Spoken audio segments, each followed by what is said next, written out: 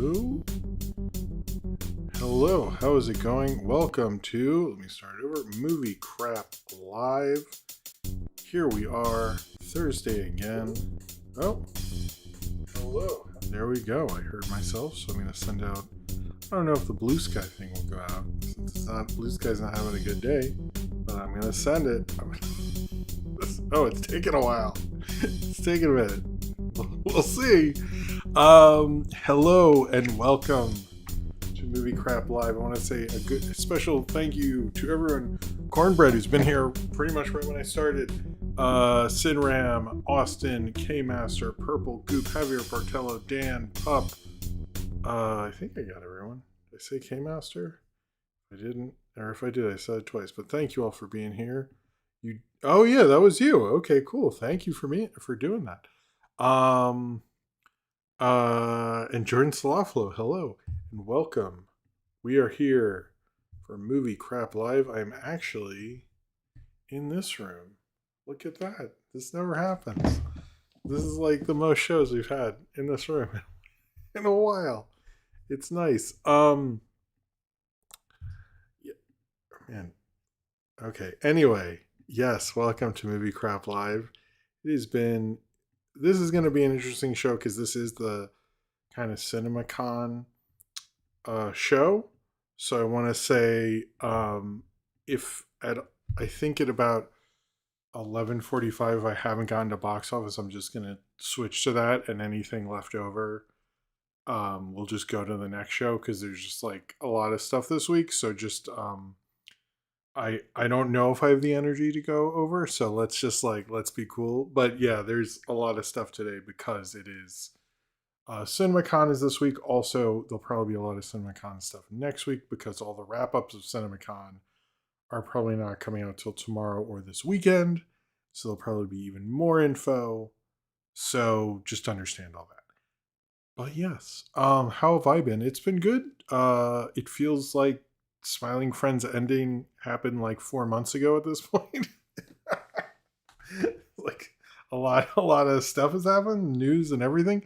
So I'm like, oh, okay, well, yeah, that was fun though. I'm glad I got to watch it and do a review and all that stuff. But yeah, it feels, although the Alan thing, I didn't know about the girl in the Alan thing. I didn't know anything about that. That was interesting. Um, this was this Amish Paradise thing. I'm really just gonna do. I feel like if the Eat It video does really well, I'll do Amish Paradise. But Gangster's Paradise isn't really um a great video, so I don't know. Maybe I'll do Amish Paradise is better than the Gangster's Paradise video. I think that's yeah, I would say that. Song I don't know, but yeah, it was sad. Smiling Friends ended. It's been very good to this channel, as they said in the videos. But it is weird. It's like, oh fuck, it's over.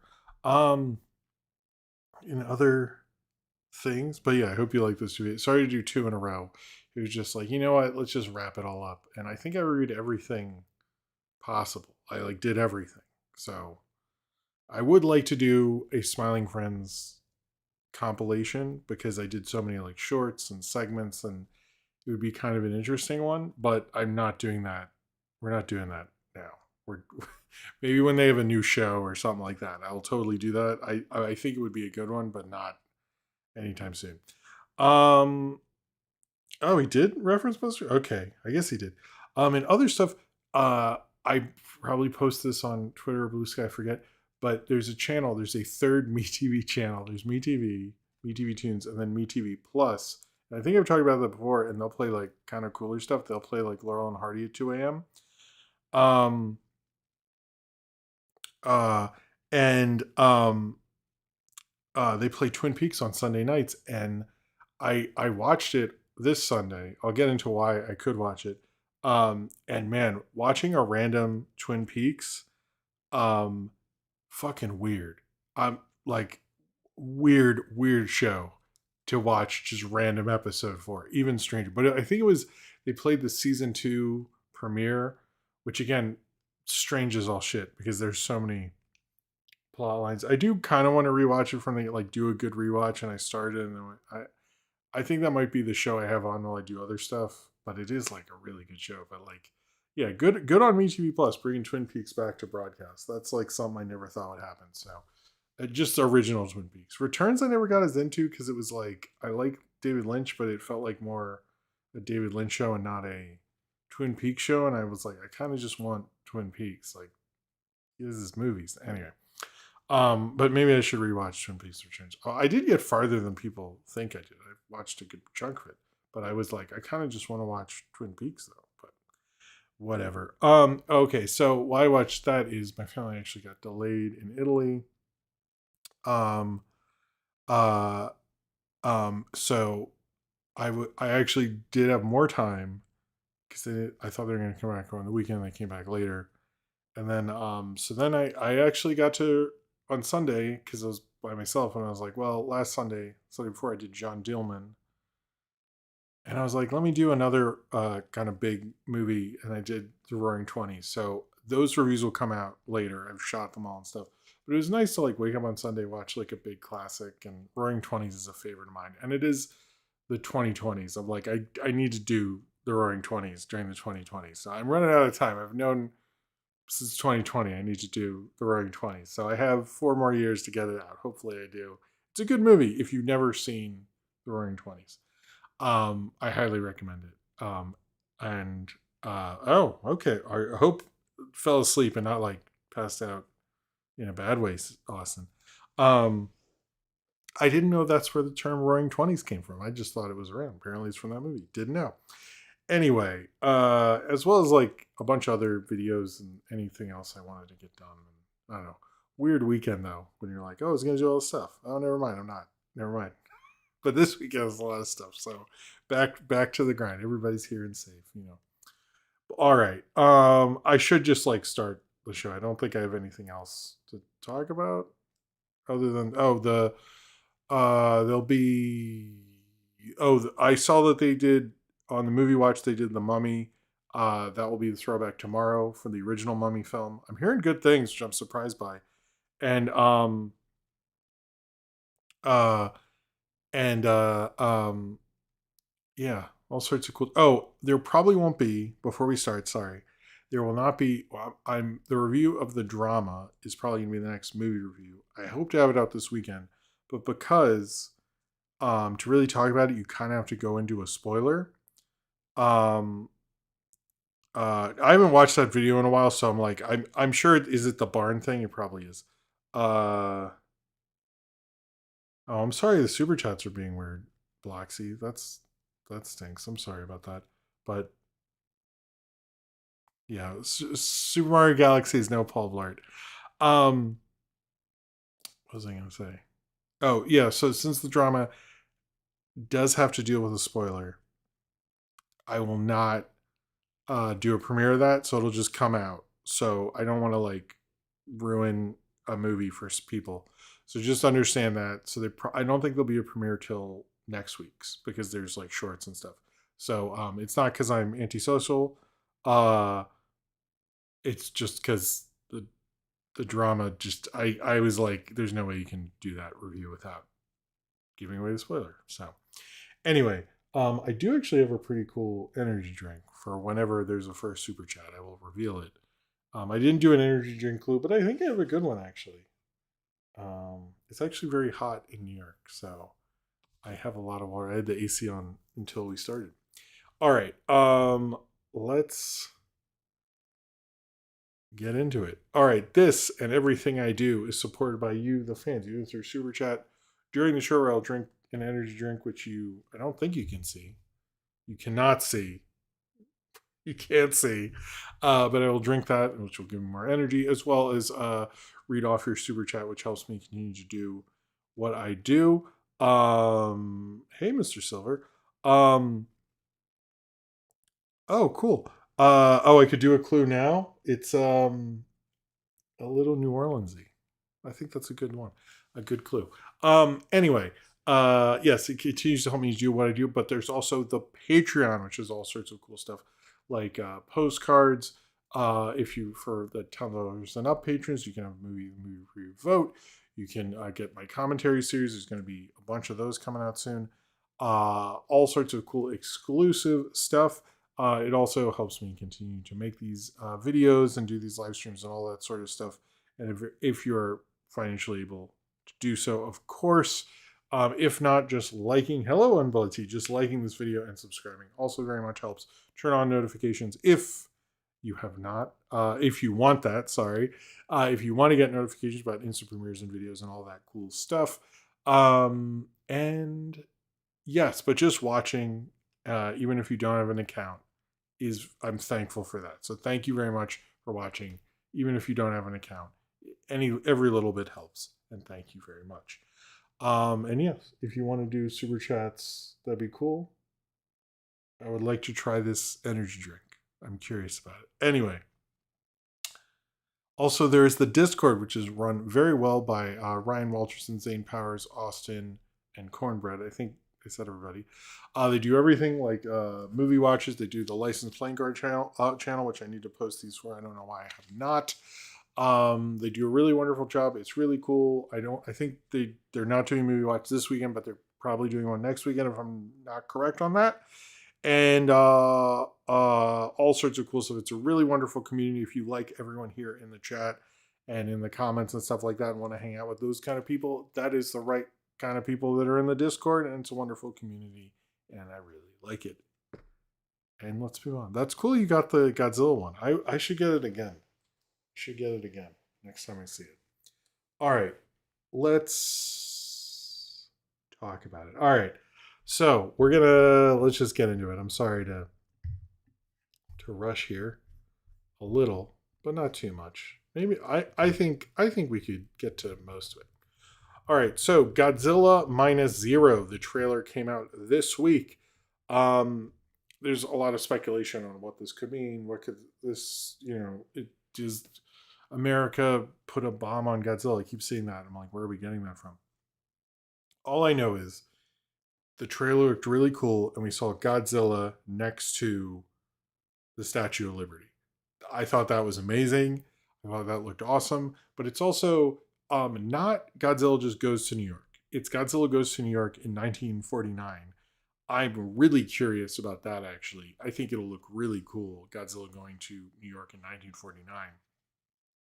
It's also like probably when the world was still very vulnerable in the 40s after World War II, because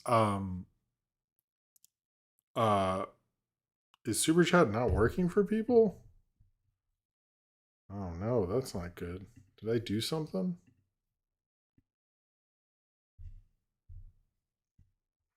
I don't think it. I'm not sure. I'm sorry, guys. I'll meet Marty Supreme. I'm sorry that it's not working. That's weird. I didn't do. I didn't do anything. Hmm.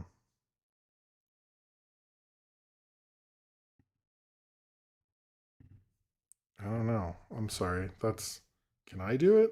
Well, it's letting me. Well, it'll let me do it, but I think that'd be a little silly. Anyway, okay, go away.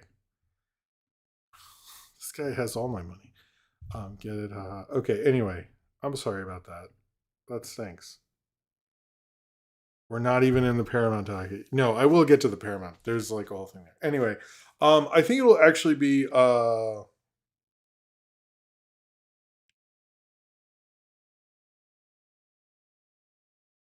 I have to close the stream. I've just unless wait, I have to stop and start again?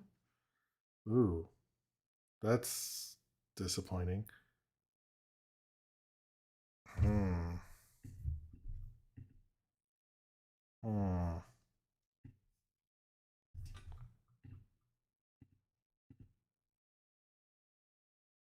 That sucks. Um oh, the Ellisons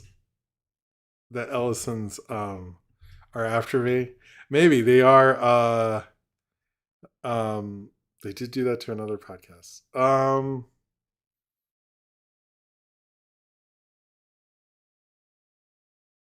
Hmm. I don't think I did anything weird.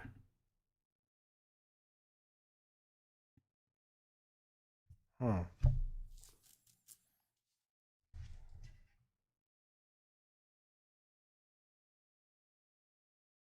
Hmm. I mean, I don't know if I can give me a second. I'll try the unlisting thing. I don't really want to start over because then I have to put in all the stuff, you know what I mean? And that sort of okay, I'm gonna hit unlist, save. And it's just gonna be unlisted for a second. I did read the experimental animation thing. I want to talk about that, but there's so much news. All right, I'm gonna do public. Let's see if that does anything. That's really that sucks, YouTube. Thanks a lot, fucking jerks. All right. Anyway, if anyone wants to try it, it would be appreciated. Um.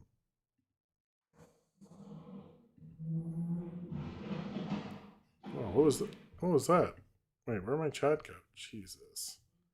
This is good. Going off with not great. All right. But I did that experimental animation thing. All right, let's just talk about the Godzilla Minus Zero trailer. There we go. There we go. There we go. Thank you, Medilla Butterfly. All right, we'll reveal this and then we'll get back into it. I I don't know what's going on. I did nothing to the settings that were different. All right, here it is. It is Voodoo Grape. I found this at a store on Saturday. I've been curious about this one. Cheers, you. Thank you, Cornbread, or thank you, Medilla Butterfly. Cheers, you. I like the random sense we get. I guess if Superchats are working, if we get to um the $20 thing, oh yeah, if we get to the $20 things, we do the lights, and if we get to 40, I forgot to do this. Maybe it's because I forgot to do Godzilla. That's it. And so we're talking about Godzilla's great transition. We get to 40, we do Godzilla. So the next one will be I guess the fart one. Anyway, thank you, Medilla Butterfly. I don't know if everyone else says is fine. I'm not sure what's going on, but clearly it works for someone. I don't know. I apologize if that's fucking up. All right, but try if you can. I think I need to do a Kofi thing as well at some point. Anyway, um, where are we going? All right. Yes, the Godzilla Minus Zero trailer dropped this past week.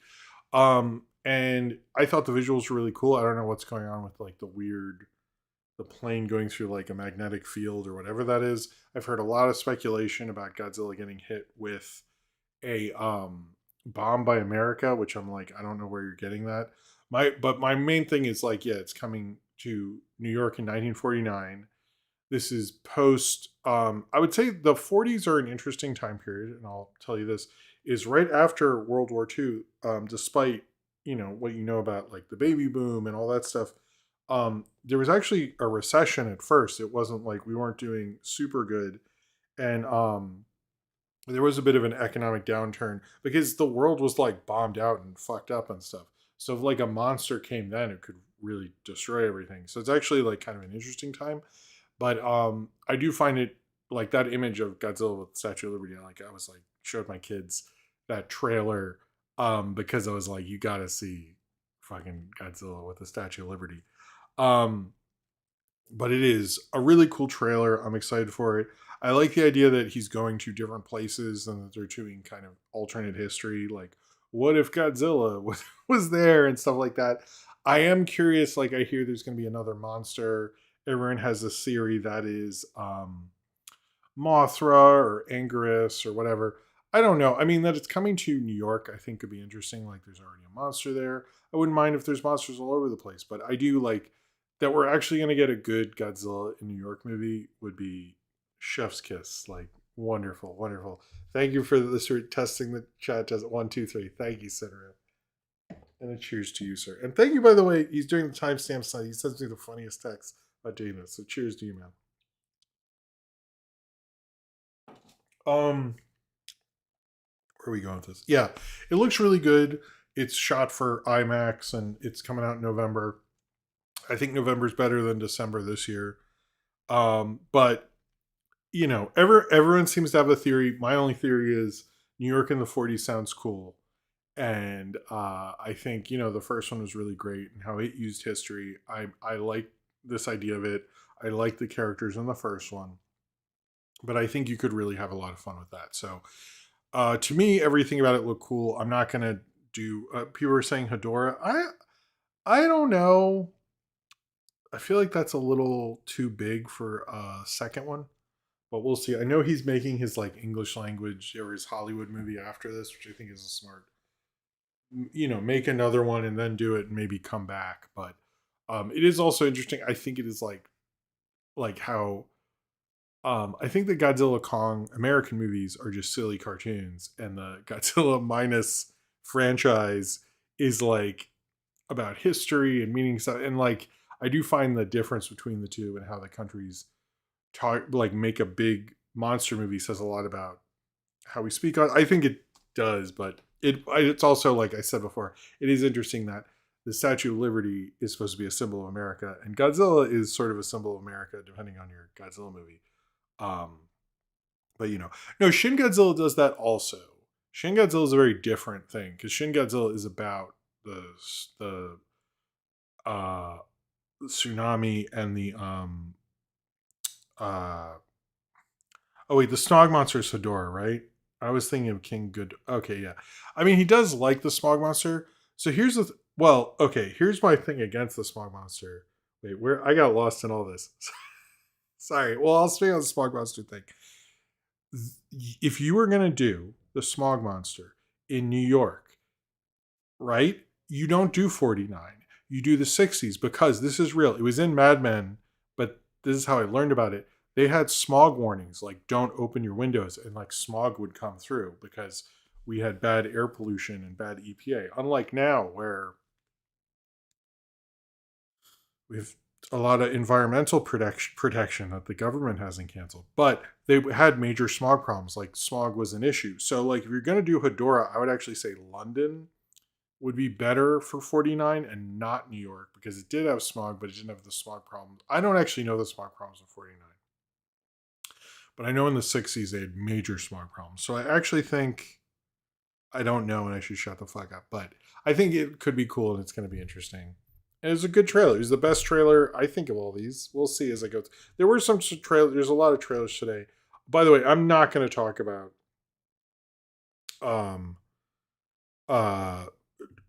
I'll talk a little bit about the Doomsday one, but you don't need me to regurgitate someone else writing about watching a trailer. That sucks. We'll wait till we get the trailer to talk about that. I think that's a wise move. All right. So another trailer for Regular Show came out. We found it, it comes out May 11th at 4 p.m. Cartoon Network apparently will host a marathon of every episode of Regular Show leading up to the premiere of Regular Show, The Lost Tapes. And it's going to start on May 6th. The trailer looked good. It looked like a good season of Regular Show. It looked like where they left off.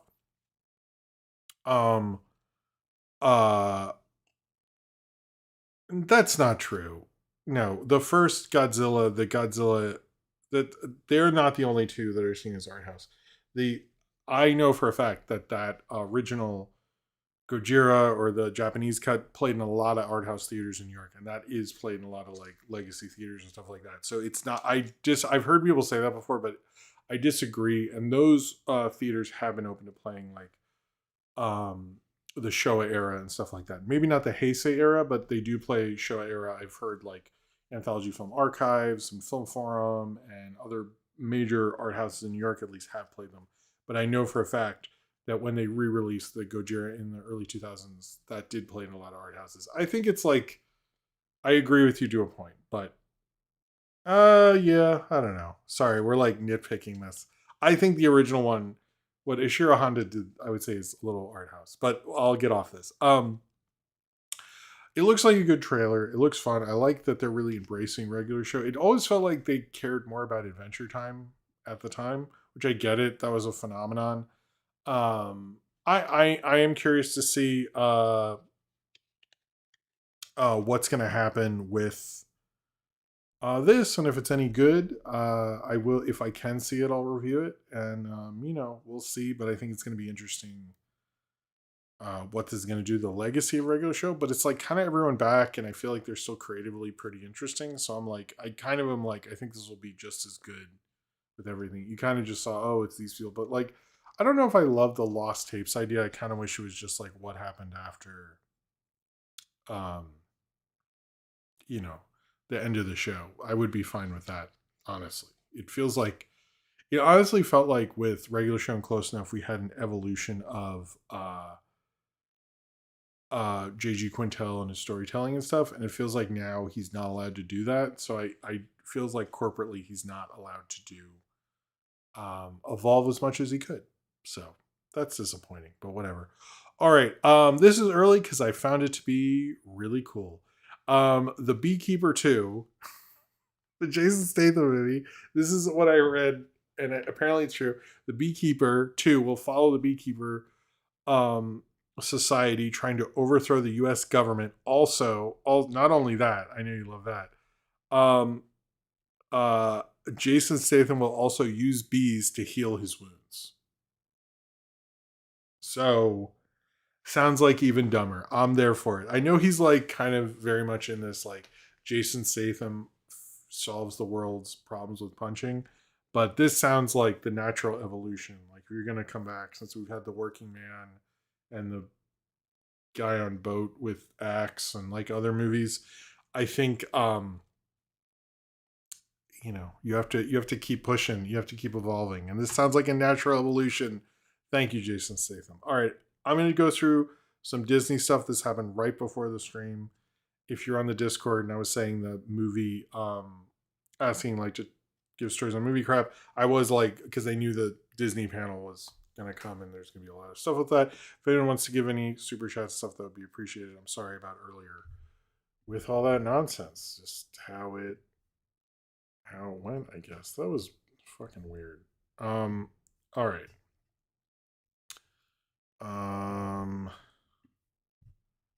Okay, so this is Disney stuff.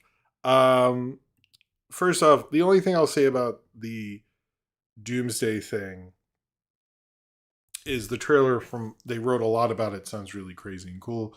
Almost every movie press person is like, it's gonna play before Disney's next big movie. So Devil Wears Prada 2. No, it'll probably be before Mandalorian Grogu. I actually think it'd be funny if they're like, yeah, fuck you guys. It's before Devil Wears Prada 2. You can't see it unless you show up. Which that does not look good. I'm not sure if I should review the original Devil Wears Prada. I don't know if y'all will be into that or anything, but we'll see. Anyway, yeah, it sounds crazy. Robert Downey Jr. came out. I saw the Infinity Vision, which seems to be a way for them to promote the large format screens, basically. Correct? It's like they're really pushing the large format theaters for this one. I'm assuming why they're saying large format, if you've been paying attention, is because Doomsday doesn't actually get IMAX screens. Dune 3 took the IMAX screens, which I'm like, why are you not moving? One of you needs to fucking move.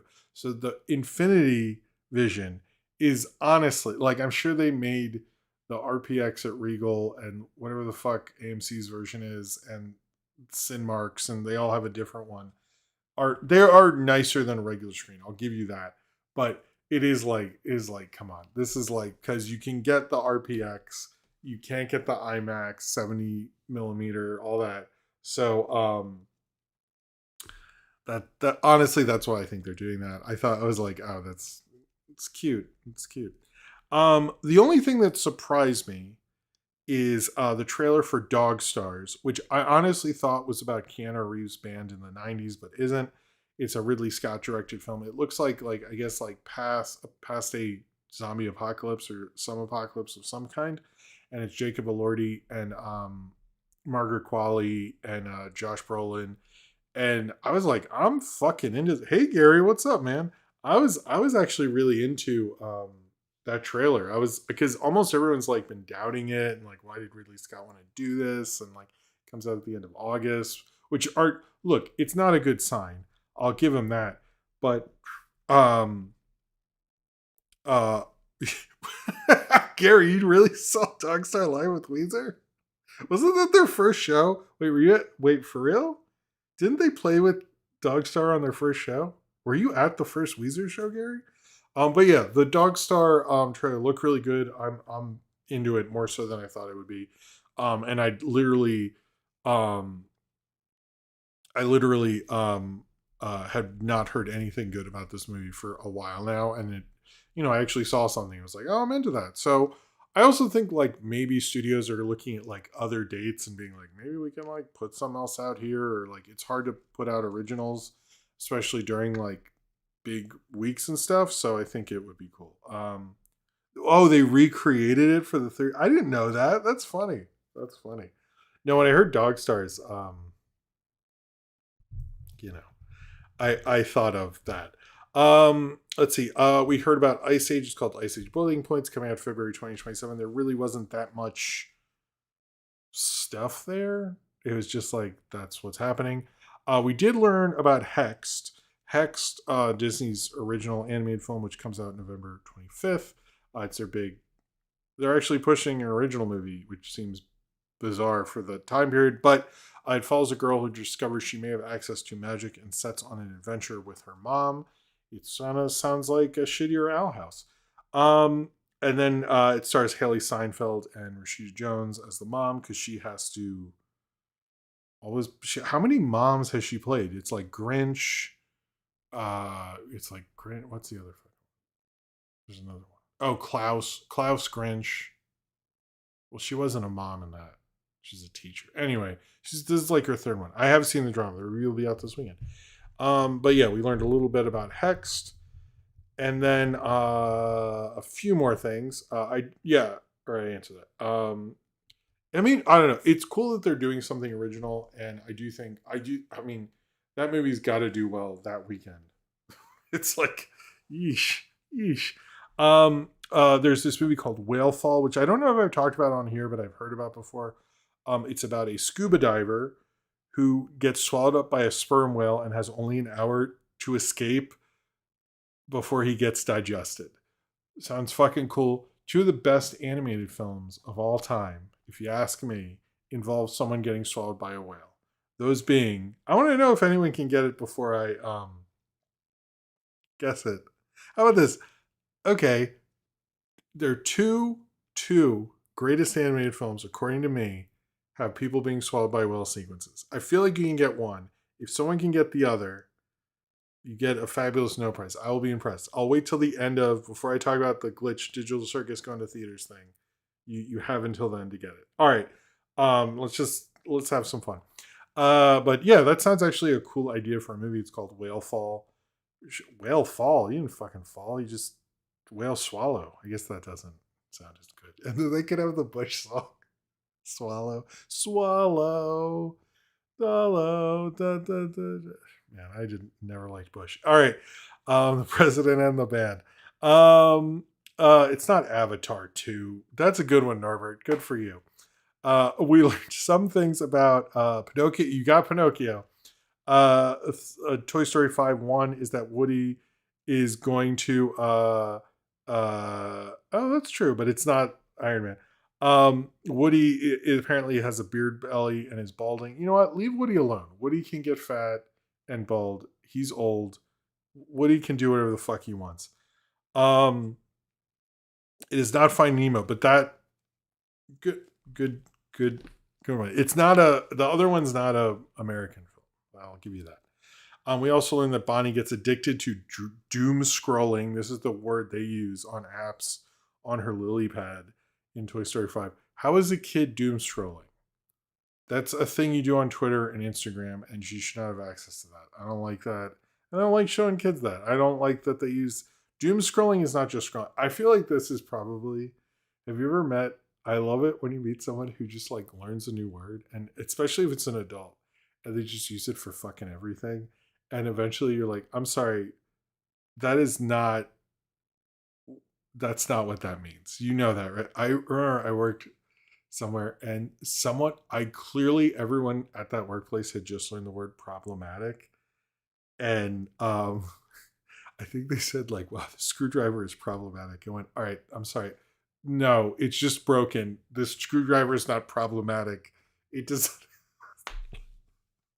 Like later, I was like, I should have said, Does the screwdriver say the N word on it, or like say something sexist? It's not a problematic screwdriver. I don't understand. Anyway, I find that like I've seen a lot of people do that as adults, and I'm always like, dude, what? That's what I think this is. I always find it like hilarious. I'm like, do you not know how language works? Like, you can't just use like. I still think about that. I was like, I don't think screwdrivers can be problematic unless you need a Phillips head when you have a flathead. That I guess would be problematic. All right, the Mandalorian and Grogu. They apparently includes over 40 minutes with expanded aspect ratio sequences. That's when it's like this, and then it goes like this, and then it goes like that, and then it goes like this. Oh, I have brought up the problematic screwdriver before. I just think it's like so funny. Just trying to make a good impression, and then I literally anyway, whatever. The I did like Sorry, I'll stop bringing up the problematic screwdriver. They put out the final Mandalorian Grogu trailer, which gave us sort of the plot, which is like take care of all these people so war doesn't break out. I guess this is like let's take care of like whatever they're the new order or something. In Force Awakens, because these take place after Return of the Jedi but before Force Awakens, so it's to kind of minimize that is what Mando is doing with Grogu. Seemed like a cool Western kind of idea. It seemed cool to me. But I did like I liked learning the plot. It seemed fun. It seemed like a cool trailer. I was more into it. I liked like the snake thing and all that. To be honest, I'm like, this was the first one. I was like, this seems like a cool Star Wars adventure. I wouldn't mind like going to planets and killing motherfuckers. Let's go. Let's fucking do it. All right. I'll tell you the you got it. Cornbread got it. Good for you, Cornbread. Yes, it's Mind Game and Pinocchio. Congratulations. That is it. That is it. If you ask me, two of the greatest animated films of all time. Anyway, before I start, I'll just say the super chat thing again. If you would like to, I would really appreciate it. I'm sorry it was not working earlier, and I'm sorry about the ads. I do not control those. Anyway, all right. Oh man, I think about Mind Game all. I wanted to rewatch it, and I still haven't. I need to do that at some point. Okay. So there's things I like about this, and I have things I don't like about this. But I think overall this is a positive thing. We learned that the finale of the digital circus uh, is going to have a theatrical release 2 weeks before its YouTube release. And this event, they're saying Glitch is very much pushing that this is a major point in indie animation and for the entire industry. In a way, they are right. Let me say that. And I do think, even though I'm going to say something negative, this will lead to something. Well, I'll just say it now. Sorry, I'll be negative after. Um, I think, this is first off, this is a very young demographic who are just starting. Like, I mainly hear people talk about their like middle school age and up.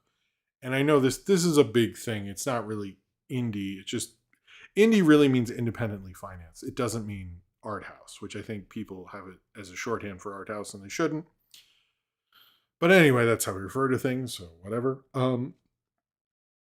But starting, if you have, and this is the positive part, if you have a 14-year-old, and this is possibly the first movie they see by themselves, and they see Digital Circus, and they're starting their relationship with cinemas, and it's seeing an adult, more grown up, I wouldn't call Digital Circus adult necessarily, but more grown up animated thing. As they are seeing movies older, they will keep wanting to see animated things. and this will radically could have um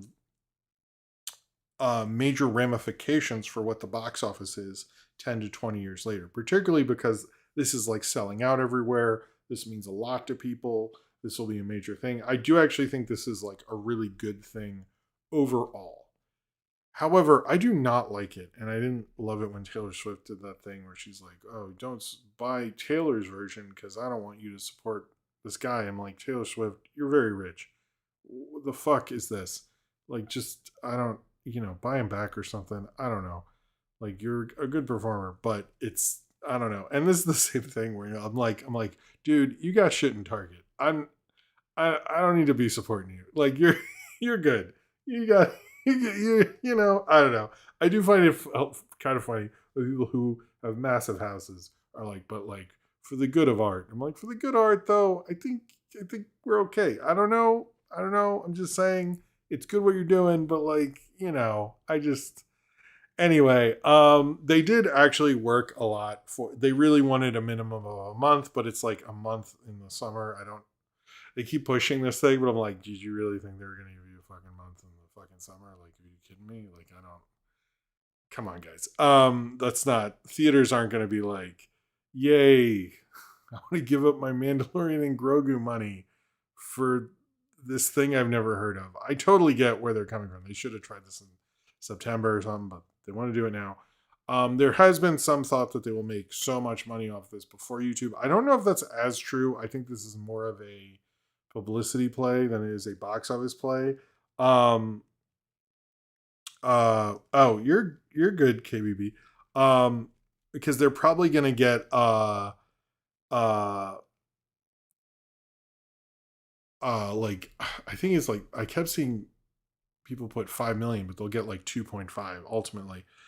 But I do think this is a good thing overall. But and I do think it's good for indie animation, but I don't know, like, because I think they're doing it through Fathom. Will Fathom events open to more indie animation after this? I think they'll be a little more welcoming to it. But this is a major thing because I do think there's a lot of people who this show. I mean, it's kind of what the Avatar movie didn't do. Is they're making this huge event. It'll be a big publicity thing. I forget which day it comes out, but like when it does come out, we're gonna see, and it does better than like the Devil Wears Prada 2 does in whatever weekend. It will really show the industry a lot about what's happening with indie animation, with Glitch, and with Digital Circus. I'm very curious what this will mean for everything. It could mean jack shit, and I do think they'll probably make more off of the YouTube video than even theatrical because they're having to go through Fathom events. They're having to because it's not like what not to keep bringing up Taylor Swift, but like what she did, she self-distributed through AMC and could get a bigger piece of the pie and all that stuff. They're doing it through Fathom, which I don't know how much they're gonna get from that and all that stuff. So I do, but I think it's like good for them. It's good for the brand and all that stuff.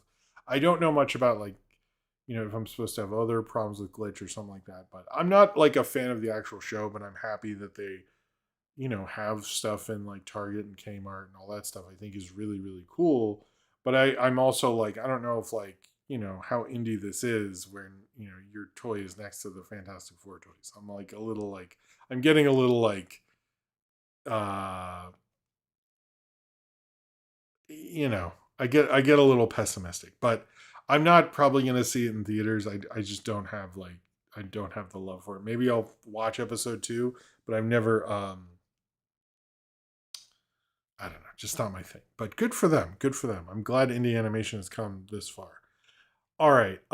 In movie news that I think everyone forgot about is the scrapped Pixar movie Be Fry, I guess. Um and how it was canceled. Supposedly this is the what I'm hearing is the scrap Pixar movie Be Fry. I guess it's Be Fry FRI. Reportedly had a similar tone to K-pop Demon Hunters. A former staffer claims Disney felt little boys couldn't see themselves in it, allegedly saying we can't have a girl power movie, which is interesting because that sounds like Disney Animation is allowed to do that, but Pixar isn't. I'm not sure the deal with that. It sounds, I don't know. First off, we do not know what the development was like or what was going on. We just know like these few quotes, which is not great. But I, maybe like the script just wasn't working and like they couldn't cast it well and like, but these quotes don't paint a good picture of Pixar right now. And I don't know. I think it's like was kind of. I also think Pixar needs to evolve, and Pixar's in this weird thing where they're like, well, we don't want to. I just like what is going on. I don't. Oh, Jesus loves me. Thank you, whatever your name is. Um, it's a really weird. I don't know. It's a very weird thing that's going on with Pixar right now, and for them to just like throw this away because it's a girl movie just seems to not be. It's just like heck that movie we just talked about sound like a girl movie. What's the fucking problem? I don't understand. Like, is it like they feel Pixar can't do girl stuff? Is that it? But like, I'm also like, aren't you gonna lose your talent to like DreamWorks and Sony? Like, it feels like Pixar just is not innovative enough. Um, and this could have been something good for them, and I think they really fucked up. This is not a good move for Pixar. I noticed they're, and like Pixar's just gonna have a huge hit with a Toy Story 5. So I don't know. It's very weird. Pixar's in a weird space because I'm like, they're mostly failing, but then they had like Luca and Inside Out 2 was their biggest hit ever and like that. So it's like, what is going on? Anyway, all right. I'm gonna ask I'll do a sorry, I'll stop I'll ask for super if you have a super chat, it would be appreciated. I'm gonna go through a few. Why is this there? No, I don't want that there. Let's hold on. Let me move some. I don't want to talk about that yet. We'll talk about that with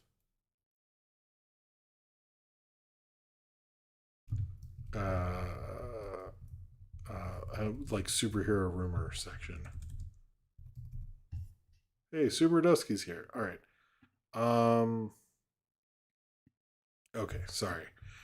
Man, there's a lot to talk about. I hope we get to everything. Okay. So apparently Scary Movie. And again, I know I said I wouldn't talk about a trailer. Um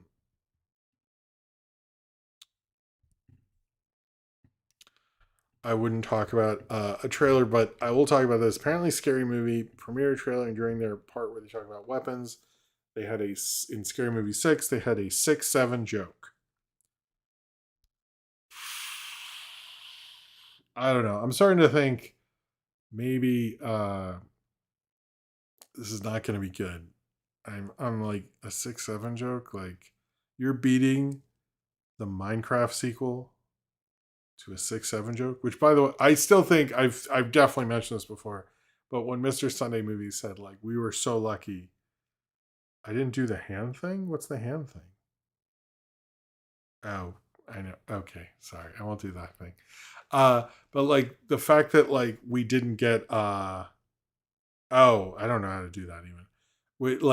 Yeah, Mr. Sunday Movie said like that Minecraft, if it had come out 6 months later, would have had a 6-7 joke, and we really dodged a bullet with that. And I'm like, yeah, we definitely did.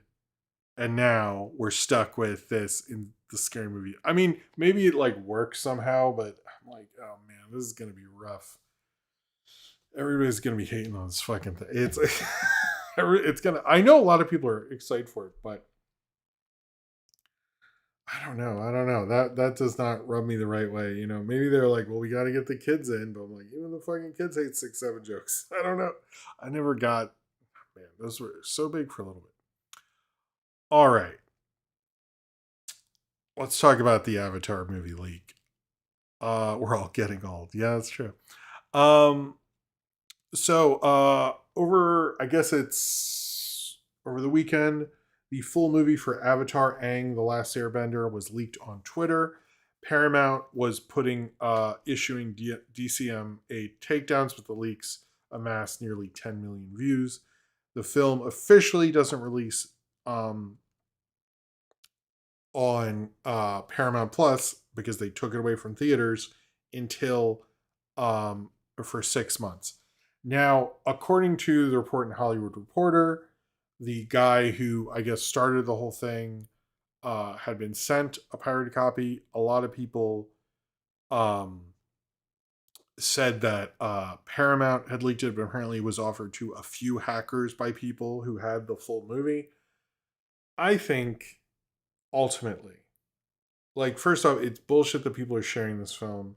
It's bullshit that like screenshots. And I actually didn't see any of it. I don't actually know Avatar well enough that I feel like I can review this movie. By the way, like I've seen the whole first season, saw it around COVID. I've been wanting to watch it with my kids, and like I don't know, maybe eventually, but I just haven't never. Maybe I'll rewatch. Maybe I'll watch this M Night movie when it comes out or something. But or review that. But anyway, I think this is like Paramount is just really bad at running things. Like, first off, this should go to theaters. Why is it not going to theaters? I do not understand that at all. Especially when like Digital Circus is fucking doing it. Like literally at time, the same time you got your shit leaked. Glitch is like, oh yeah, uh we're gonna put our thing in theaters. If that thing does like more than 5 mil, you look like idiots because it's just like you could have had all these people come out. You just had like two big things. I already got mad about this back when this was announced initially. And other things have leaked before with like the Plankton movie. I think there was other stuff. They really have just really are not good at this, and the fact that they're buying another studio is going to be a disaster. Um, which we'll get into that whole thing later. But like, I just I'm very surprised that like they're getting as much hype that like maybe the Ellisons, they'll release all these movies and stuff. Like they had a pretty big brand. They can get into adult animation, which everyone looking at the industry is like that's where we need to be going because that's where the money is. And like we're seeing that become, and Gen Z's buying all the tickets and they're into it. And they just like fucked this up like tremendously. They fucked it up going into Paramount Plus. Then people leaked it because they probably had it done early. And oh hey William, how's it going? And they fucked up the whole fucking thing. And it's just like I really look at this as a failure for Paramount. They screwed up releasing that SpongeBob movie. It should not have come out when it did. It was better than that. Although I'm like very much in the minority of parents because almost everyone hates the SpongeBob movie. I've learned. But uh, I think they fucked this up, and they've taken down a lot of the billboards they used to have on there. But it's just like they really fucked this up. It does sound like the main person who leaked it, it sounds like it was out there. How the people who got it, we're not sure about that at this time. I know Paramount's trying to investigate it, but clearly, like they're a fucking bullshit ass mess. So I don't know what they're thinking here, but they need to. If it was me, the thing they need to do with this is like figure out a thing with Fathom. I don't. I really have not looked at the release calendar for September, October. October was not good last year. I know I brought that up way too many times, but it was not good at all. Like put it out in October. I think it was originally going to come out then. Find a good time, give it a good weekend, and then be like, "Oh, look, we're geniuses and we realized we were wrong." But instead it's like Paramount Plus, which I have Paramount Plus.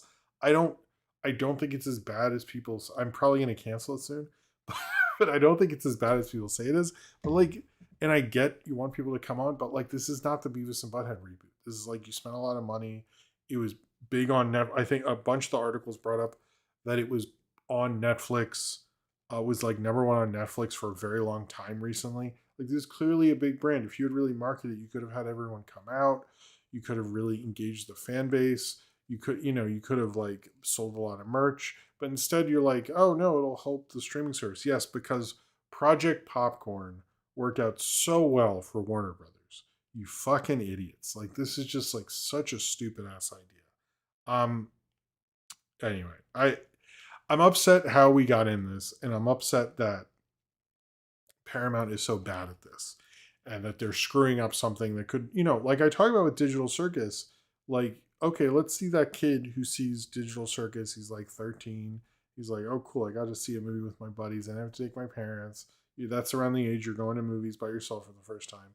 And then, you probably, maybe you like Avatar, and then you have another movie to see. And your second movie's, I mean, they're probably going to see a movie in the summer, not a fucking idiot. But you know what I mean? There really could have, there was a whole narrative that could have worked out. But like, Jesus, the Ellisons are so bad at running shit. Like, I really, anyway, I mean, I know the leaks, I think some of those animated movie leaks were before the Ellisons, like wasn't Plankton maybe before and all this stuff, but just disappointing. Disappointing. All right. It's just like that's the main thing. I know people have even talked to me about that before this came out. They're very disappointed in everything. Oh, Bloxy doesn't pay for any streaming services. That's crazy. All right. Sorry if I'm sweaty. I might drink some water because the voodoo's right there, but I'll wait. Sorry to be asking all that. I'll get to the merger talk. Don't worry. I actually saw this on because I have been watching a little more entertainment tonight. I know. I love that they keep the theme song. I also like that celebrities are into being in it, but I have this feeling, and I've read that apparently because um, if you're on the press line or something, Entertainment Tonight, just like it's going to be broadcast to all these people, so they know it actually works, so they'll like do the questions real quick, and they're very immediate, and like there's not a lot of like B-roll. It's like almost all in the show, is what I read recently, and I was like, oh yeah, that's probably why they like doing it, because like I read somebody and they're like Jason Momoa was on to something. He goes, oh, I love you too, and like they're saying, yeah, most of it just makes it in. I was like, ow. No wonder Celebrity Zero was happy. They're like, oh, 3 questions? Sure, I'll do 3 questions. That's it? We're done? Okay, cool. Like, anyway.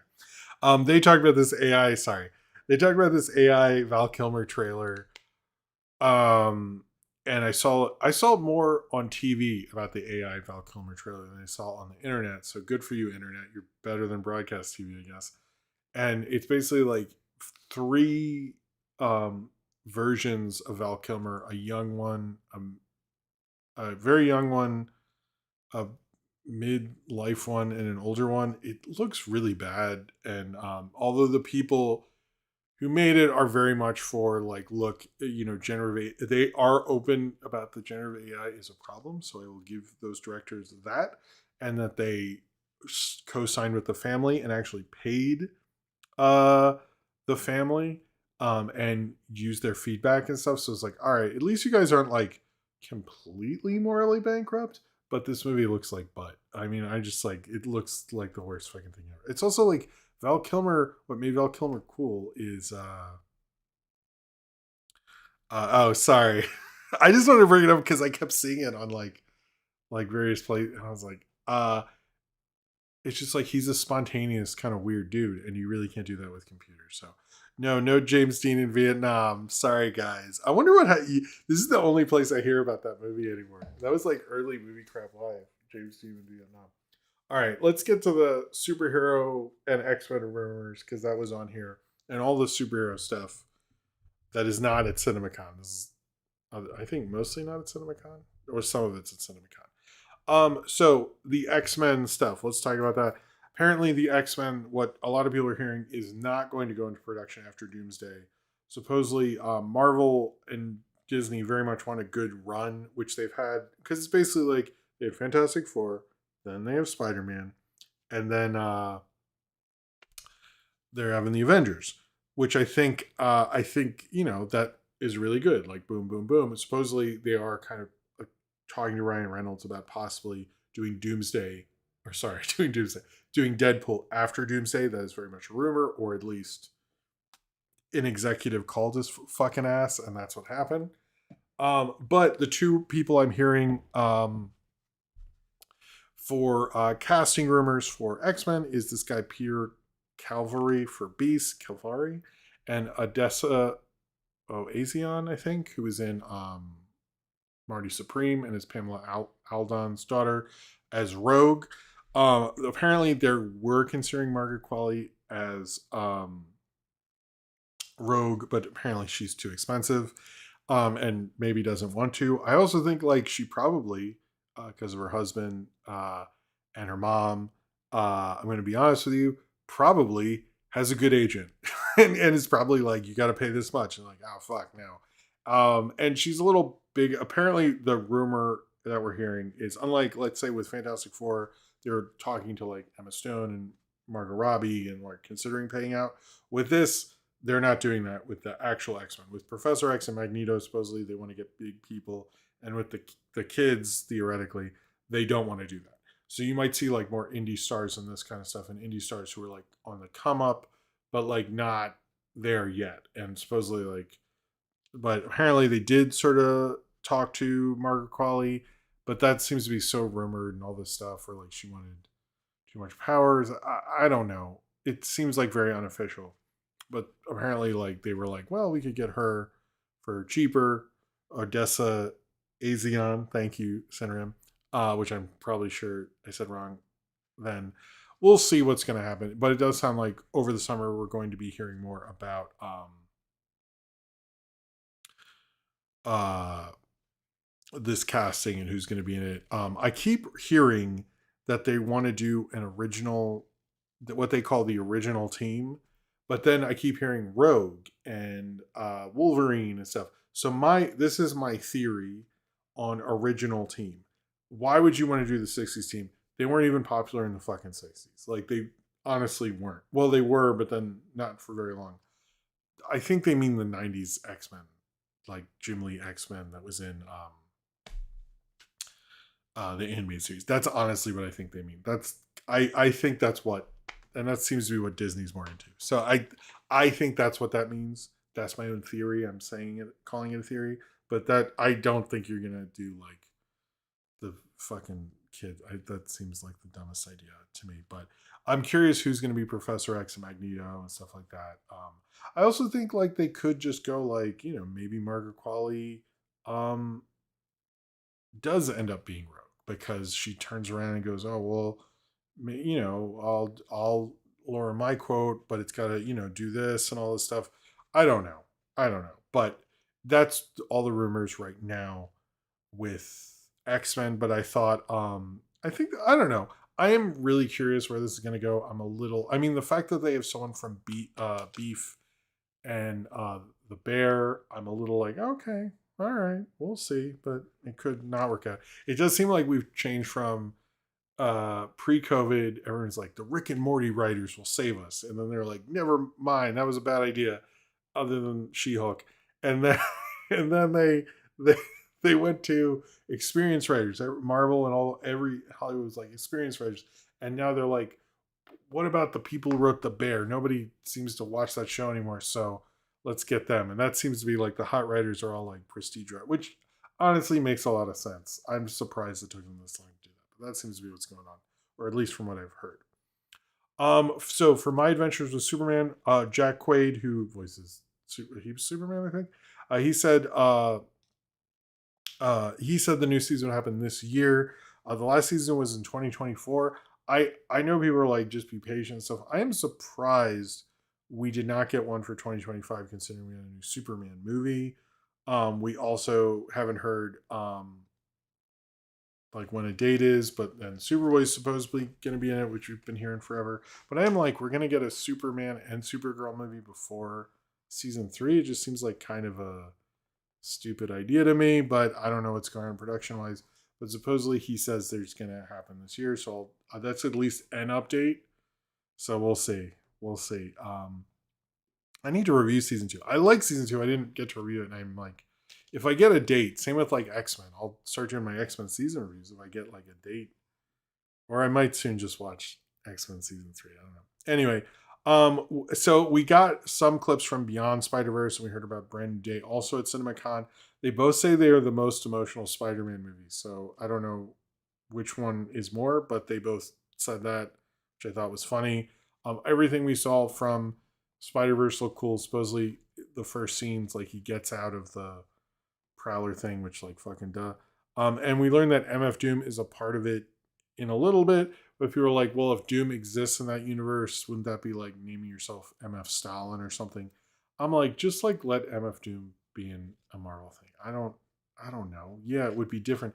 But then it would be funny if Doom does exist, would he be like everyone's like, oh, he'd be like MF Hitler or something. Like, no, wouldn't he be like MF Scooby Doo or MF Peter Potamus? I think that would, you know what? I like Peter Potamus.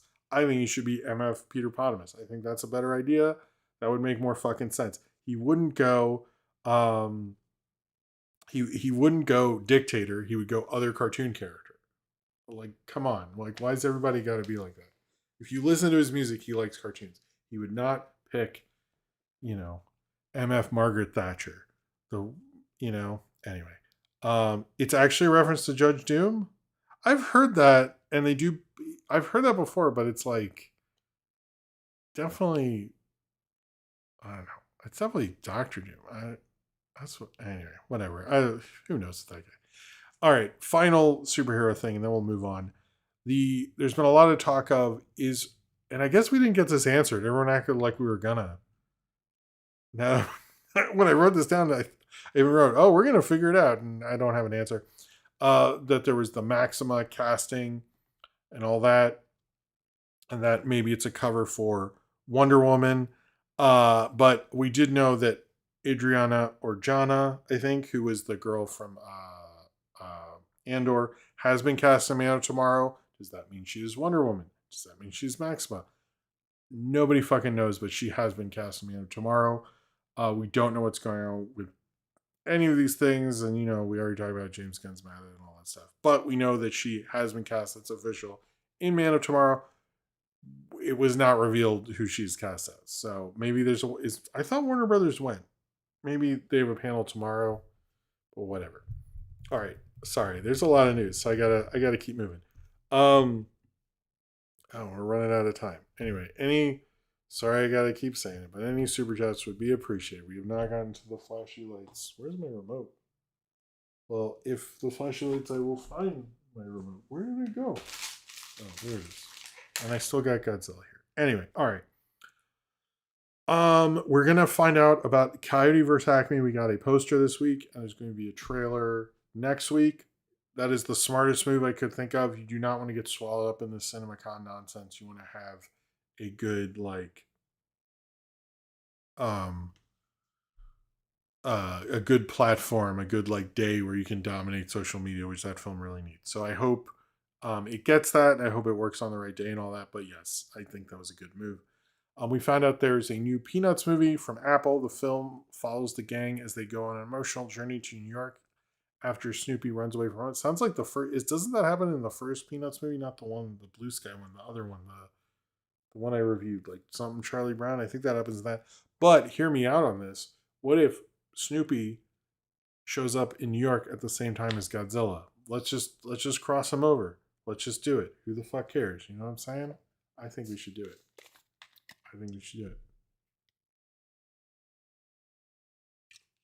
Anyway, in news that I found interesting, but I don't think anyone else does, I learned that Jumanji, which is now titled Jumanji Open World, the studio labeled it before that Jumanji 4. Now, I always know that in the Jumanji Welcome to the Jungle, I think it was called, the Rock one, that it was in the continuity of the 96 film or 95 film. 95, I think. Anyway. But I never realized the studio labeled that one technically Jumanji 2, which I found was interesting. That they look at this as a continuation of the first one. I did notice a bunch of news outlets referred to it as Jumanji 3, but the studio officially called it Jumanji 4. So in case anyone is wondering, those are direct sequels, they're even numbered as such at the studio level, which I actually thought was interesting. I was surprised by that, actually. I was like, oh, okay. But yeah, it's called Jumanji Open World. Sounds like it's going to be exactly like Tron Ares, which I'm sure is what they want. That's 100% what they want people to be saying about their movie there. I'm gonna. How about at 11:50? I will switch to box office, but I'm gonna try to talk about. Oh my god, there's like too many things this week. Jesus. All right. This kind of seemed to go a little viral because I guess it's MGM or whomever announced that there's going to be an Escape from New York remake and Paddington 4, but they phrased it as well, Paddington 4 Escape from New York. I don't want an Escape from New York remake. I think that's a stupid idea. I do not want um oh yeah, that is like the first Jumanji movie, isn't it? Yeah. Anyway, I would be fine with Escape from New York starring Paddington, where Paddington has to go to New York that's a prison and save the president. That sounds awesome. But Paddington 4, sure. I like Paddington 3. I shot a review and I don't think I ever did anything. And maybe I should finally edit. I really, I've seen all the Paddington movies a bunch of times because of my kids, but I have not reviewed them, which is kind of stupid. I should have done that by now. But yeah, Escape from New York, please don't remake that. That sounds so stupid. Um, hey, Lockout or Space Prison. Man, I remember everyone's calling Space Prison. All right. The prompts tomorrow. I will say, before I found in my review of Scream, if you watch the video, I put a new part in because I found the footage of Akira in it. Before I had that, I figured it out. I had images from that cartoon of Akira, but then when I found the foot, because I was like making fun of it, like, oh, you idiots, y'all think, not you guys, but like the thing that like there was on the Michael Jackson Scream that Akira was in there just because the anime's in there. But I found the clip of Akira, so I was like, oh, okay, and I had to take all that out because it didn't seem to work as well. But anyway, if hey, they were making American Akira, I'll review that Newgrounds cartoon. All right. We learned that the Minions movie Minions and Monsters is set in the 1920s and describes as a celebration of the birth of cinema, and Chaplin is in it. I do think this seems like a neat concept, and I don't like the Minions at all. But it is so weird that they're like, "Hey, how do we honor silent film?" The fucking Minions. I was like, "This is not what I expected," but you know, what should I have included? Oh, I think it's okay. I just like I would much rather honor that it was in there and that I found it finally. But no, it looks if Chaplin's in there and we see D.W. Griffith, I think that would be wonderful. You know, I did repost Minions: Birth of a Nation, but I wouldn't mind if if they do that and they get a kid to watch a Chaplin. That's wonderful. Two other CinemaCon things is that apparently the Social Reckoning trailer. There's a lot of buzz around that. I have no clue when that's coming out. I'd actually think maybe Devil Wears Prada too. And then supposedly Tom Cruise is an older fat dude in the Digger trailer, which sounds like he's just the guy from Tropic Thunder. And then John Goodman is really good in it too. So that sounds John Goodman and Tom Cruise in Tropic Thunder sounds like everything's going great. Um, in no, I'm gonna say this. I don't think that Chaplin Robert Downey Jr. movie is any good, and I actually don't think he was very good as Chaplin. I don't know how that was his Oscar nomination. It was although I do. I think I've talked about the one part I liked in the Chaplin movie because I watched it with a friend and we were like, "This fucking sucks. Like, what is this bullshit?" Like, neither of us has seen it. And then when he meets his wife, she's like real cute, and he tells his friend, he tells his um like butler or whatever. He's like, "You just give me like 5 minutes with this lady, and then pretend I have a phone call." And then he comes in and goes, "Oh, you have a phone call," and he literally goes, "Tell Fred and Ginger I've taught them everything I can." Uh, like that he had taught Fred and Ginger Rogers how to dance, and we thought that was like so hilarious. Like we were like on the ground. That was like the best part of that movie. Like the Charlie Chaplin like came up with like we would impress a girl. He told her that they taught everything about dancing. I was like, that's hilarious. Anyway, I just love. I anytime I think of that movie, I just think of that part, and that I was bored before and after. I was like, this is not. But the thing is, though, I'd read the Chaplin book, and I know somewhat about Chaplin, so I think that movie was just not going to do it for me. Anyway, I didn't know this, but apparently for Iron Lung, there was a thing where you can 3D print your own popcorn bucket. I did not know about that. That's interesting.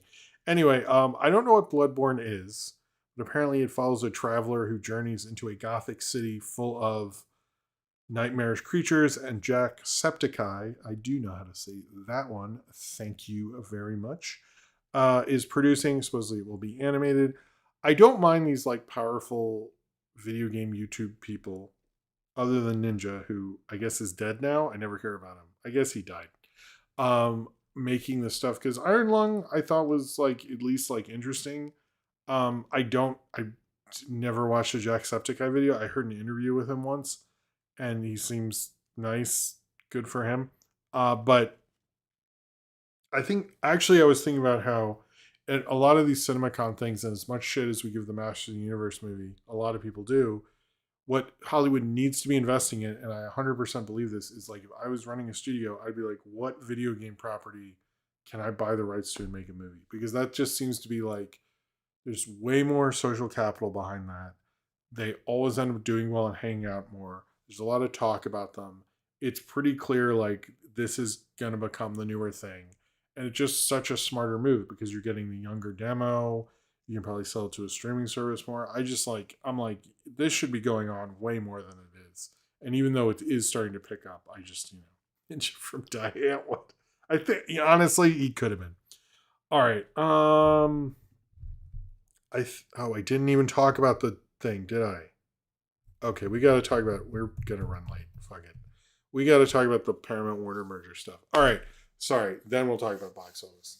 Um, Let me hold on. I just want to save. Um, Hold on.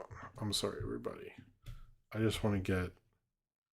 This is gonna be. Okay. That can be. All right. All the Paramount stuff is going to be. That's not the merger stuff. Is going to be next week. Sorry. I just wanted to organize it so it's all in the same place because I know.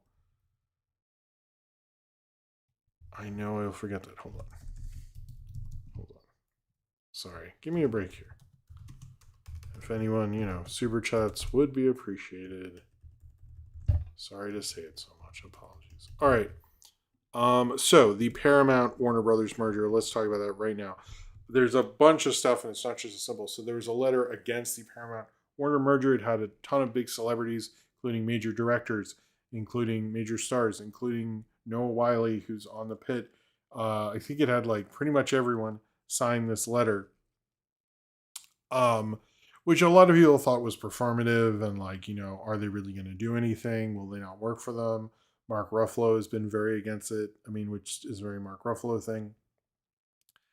And obviously it would hurt the studios.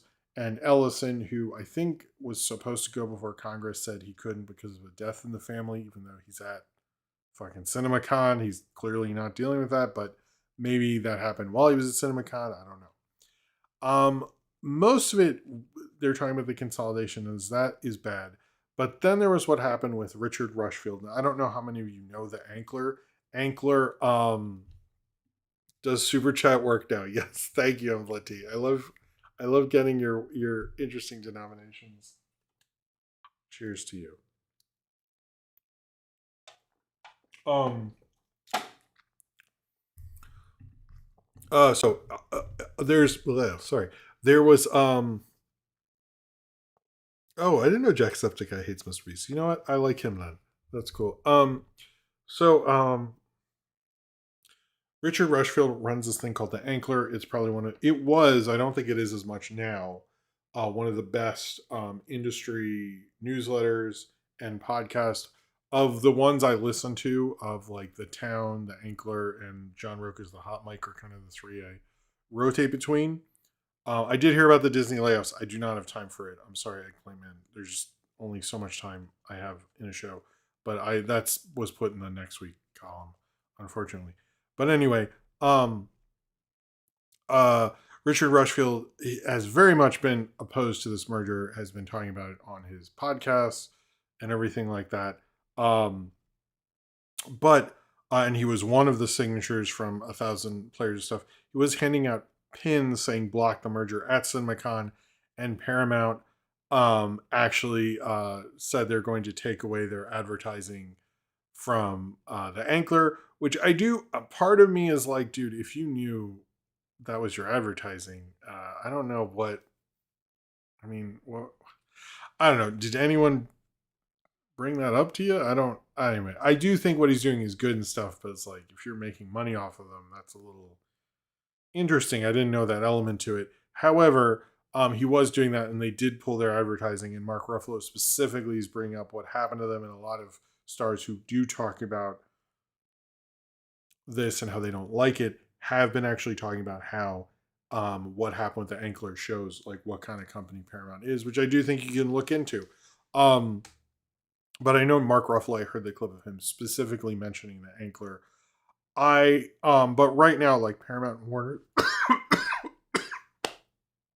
sorry. Um, right now, Paramount and Warner Brothers presented as separate studios. There's a rumor they were going to say fuck it and just do one, but they did not do that. I think that rumor is kind of bullshit. But that they are operating as two separate companies, and we're going to continue to see that. But it does seem like they're very much opposed to this. They are trying to get it through. A lot of people want this merger not to happen. But a couple of people have also brought up that the thing is that if this doesn't happen, what happens to Warner Brothers? Won't they just get bought by someone else? And won't this just be a continuing problem? And a lot of people have said there's like kind of like a no-win scenario ultimately with this, which I agree with. Is like Warner Brothers very much wants to be sold. So I think it's like, what is the best scenario? I do think Netflix was a better scenario than Paramount, who can't even release an Avatar movie. So I'm not sure like what the end result is going to be. I think ultimately they will, but I am glad that like a lot of the industry is rejecting this, including Cinema United, which used to be called, what was it called? Oh, NATO. I remember that. It used to be called NATO, the National Organization of Theater Owners. I used to love that, and then they changed it, but because it was dumb. But they've been very open against it. A lot of theater owners are open against it. David Ellison, who did present at CinemaCon despite an alleged family tragedy, says he promised theater owners they will make a minimum of 30 movies annually when Paramount and Warner Brothers merge. We'll see about that bitch. But I like if he actually does it, but almost everyone's like, they won't do the scale they're saying, or maybe they'll do it for 1 year. I do think like if they can actually do it, sure, but I'll believe it when I see it.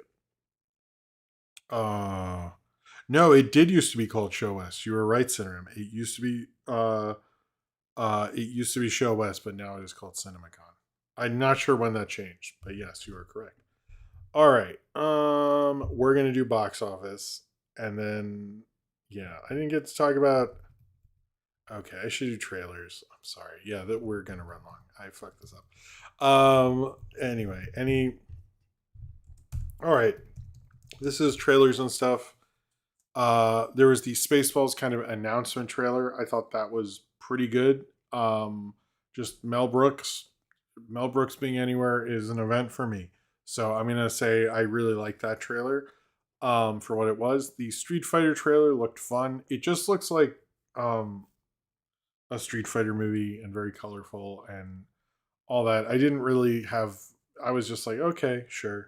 I'll probably review the '90s one around the time, but I don't know if it's like if you're gonna do Street Fighter, I think you need someone who's really cartoony, and I feel like this sort of gets into that. So I'm a little positive.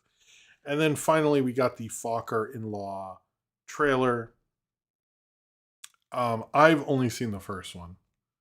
I never saw. This is the fourth one, I think. I don't get like the Fokker joke. Like it was funny sort of the first time, but like it's not funny anymore. And I just I'm like, and I don't know why. I like get the joke is like, well, he was the marrying the daughter and he didn't like him, but now the daughter-in-law is very well liked and all this stuff, and she's good at manipulation. I'm just like, I don't fucking care. I just like Ariana Grande. Don't you have better things to do? I just find it to be so fucking odd to me. Okay, maybe everyone else seems to like it. I just don't love the Meet the Parents as much. I'm just, it's not my cup of tea. I guess I don't know. I'm like, we'll see. We'll see. What was this? I mean, yeah, it looks like it could be fun. Anyway, all right, let's talk about box office. There was a lot of major things, and then break. Weird Al eat it. No, Courtney, you were right. There's a whole cinematic universe. Where'd the praise Jesus person go? That was disappointing. I wanted to keep hearing about the Jeebus. Um, no, they were, and they all made a lot of money too. All those Meet the Parents movies. I never got it, but whatever. All right. So, good night, Dan. Thank you for being here. All right. Now I'm curious what your stepdad's name is, but I'll let that go. All right. So, number one this past week was Super Mario Galaxy, which made $68 million, which is fucking intense. Even though it fell 48%, but still it did really well. It's made over $300 million, probably more if I click on it. It had a bigger decline than the first Super Mario Brothers, but still very good. And it had the third best weekend of the year, like the whole 2026, the best weekend. Bigger. It had a bigger open third. It's the biggest second. Its second weekend was bigger than Scream 7. It is now the third biggest video game adaptation ever, even adjusted, because up until recently they weren't making a ton of money. Now they are. It outgrossed even adjusted Lara Croft Tomb Raider. And it's doing a little better than Minecraft so far, but we'll see, if it continues to do that next weekend. And it was the fourth best weekend of the year worldwide. I think the other ones were Project Hail Mary. thanks, Ability. Project Hail Mary and Avatar. Actually, Avatar's like got the second one, which I find funny. Like everyone's like, "How will Avatar make money again?" I'm like, "It's got whatever." Um, but yes, that's doing very well. Uh, I have other interesting ones. Sorry, I wanted to talk about the box office. I always like to talk about the box office stuff. So, Project Hail Mary only had a 23.9% drop, which is really good, and it lost theaters too, which is impressive. It's at 256 million. It's no longer the highest grossing movie of the year. But it's a really good hold, and it could outgrow Sinners and even Oppenheimer. That's possible, but not Barbie, which is his other big one. Um, which is really really impressive. Uh, like really good. The drama, which only made 8 million in its second weekend, I saw it this past weekend. Um, it did go down 39%, but it is at 30 million, which is good for A24 and what it's doing. I can see this staying around for a little bit, but I think it's more just because there's not much coming out. Unfortunately, Yumi and Tuscany only made 7 million, which is not great because I know a lot of rom com projects were being held up to see what this would do. It didn't do great, so that's not great. It's basically like if you wanted more rom coms, you should have seen this movie. If you still want more rom coms, see this movie this weekend because the studios are using it as a barometer, and the barometer didn't do great. It should have opened in third, and it did not. So I don't know. It's not great. Not great at all. Oh, and the drama, I forgot to say this could be another $100 million movie, at least worldwide, for A24. So that's good for that. The other things was Hoppers. Hoppers only went down by 28% as well, which is really good considering all its competition. BTS had a movie out, which I'm at number 6, and I don't know what Exit 8 is. And like, I'm very lost, but it's a video game movie and stuff. Good for that. Cool. And then apparently Detective Conan. There's a Detective Conan movie doing really well in Japan, but I don't know when it's coming out here at all. And I'm confused about the Christopher's is barely played anywhere. So they should have told people there's a plumber named Luigi and Yumi and is that true? I don't think the drama counts as a rom. I don't think the rom com people All right, I need to take. I guess we're not doing as bad as I thought, but I'll try to talk about that stuff, including the experimental animation thing. I want to read more about that. I didn't get to. But I will say I agree. Watching weirder or different stuff does like when I saw Jean Dielman, because it's like different from what usual studio stuff and everything. It did like make me think about more stuff, and I think it is good for your brain to watch different stuff in general. I'll get more into that next week. I'll do a better read through of it.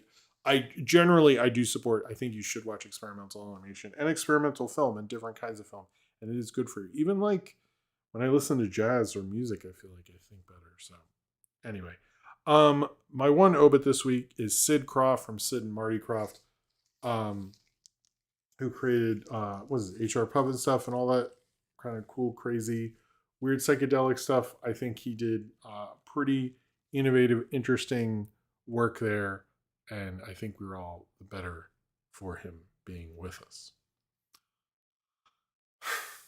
All right, I'm going to take a break. Then we will talk about Weird Al's Eat It, and then do questions, and then that'll be the show. So I'll be right back. I'm going to try to play the Especially Works by John. I noticed Frankenheimer was getting a lot of attention with what's it? The uh um with anytime people would post about this, they would post things about that. Can this play? Is this playing music? Let's put it in the middle there. Okay, this is gonna play music. Well, I am away, and I'll be right back after this. Thank you very much for being here. Thank you for your support. I'll be right back, and then we'll talk about Weird Al's Eat It.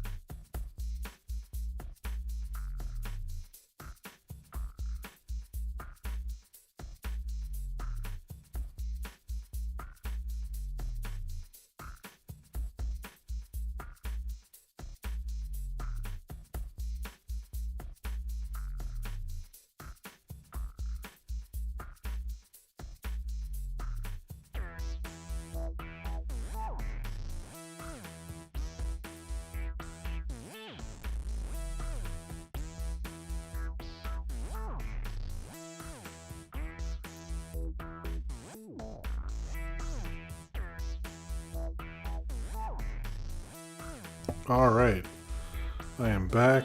Let's mute this. I'll leave it up. I'll leave it playing. Oh, Buster, you just coming in here? Buster's here. Oh, now that you're on camera, you don't want to be. You used to like the camera. Oh. You want to say hi? Want to say hi to the? You okay? Buster's my old guy there. All right. Welcome back to the show. Nice to see you there. Wait, no, don't need that. Don't need that. Buster's gonna be 17 this year, which is crazy. All right, this is going to be the last segment of the show. I'll just do two more. Like, if you want to do a super chat, they are apparently working during the Eat It segment. Now is your time. Sorry to be pushing that as much. Just gotta, do the thing there. But oh hey, I'm okay. Towards the end of the show, I feel like there's a lot of stuff. But yeah, if you would like to do one, let me know. I will drink this energy drink. It's a little hot today. It's a little hot. But tomorrow won't be, so. Okay, you good? I guess I woke you up, huh? Well, you do sleep a lot, but you're an old guy. You're in cat years. How old is 17? Is she like 80? Remember when he was a kitten? I don't know. When he was in the thumbnail. Alright, now I'm just talking about my cat. This is just cat talk with Jim. How are you doing? We'll hang out later. Just, I gotta talk about Weird Al. Okay, don't claim me on the stream. I don't want you to fall or hurt yourself. Not that you're a very smart cat. Alright. Sorry. It's 49. It's gonna be 49. Next time it'll be cold. I'll probably be wearing a hoodie. I'm not even joking. It's like gonna go down. I think I might see Ryan Walter sometime, which I'm excited about. I hope so. That's the plan. Well, we shall see. All right, let's talk about. Oh, now I gotta mute it. Sorry, no more music. I like doing the music. I'm glad I did that mess around stream. Oh, hi, right here. I'm glad I did that mess around stream because it let me figure out a lot of stuff that now I just know how to do. And because I made the music thing, we have different music during the break, which I think is a good addition to the stream. I like that. There. What do you think? You're usually hanging out with me when I made the music. All right. Yeah, we're gonna talk about. Yeah. Okay. All right. We're gonna talk about Weird Al. Eat It. You're usually hanging out. Okay. Sorry. Just what? No. We're gonna talk about Weird Al's Eat It. This is because I talked about Beat It, and I felt like if you're gonna talk about the Beat It video, you should talk about Eat It. I might release these like either both in the same day or one day after another because I think that would be that would be cool. So let's just get into it. Let's ride this out. All right. Tonight or today, we're talking about Weird Al's Eat It, the music video, and sort of the song as well. If you're unfamiliar with how Weird Al did videos, he did something that was actually really smart. What he would do is he would basically like use, first off, because what MTV used to do is they would play like the same kind of stuff over and over again. And so if you had a very popular video, MTV would play the same stuff over and over again. So if you had a very popular video, people knew it very, very well. And Weird Al was early to this and did this to his advantage. And something he would do in this, which he did again with like things like Smells Like Nirvana and other things, where he would basically remake the video for the most part using the same sets, finding some of the same people, doing a lot of research about the making of it. And in this, he got the same choreographer as Beat It. They went to the same sets and places shot. The I guess bar or restaurant they go to is the same one from Beat It, as well as when they went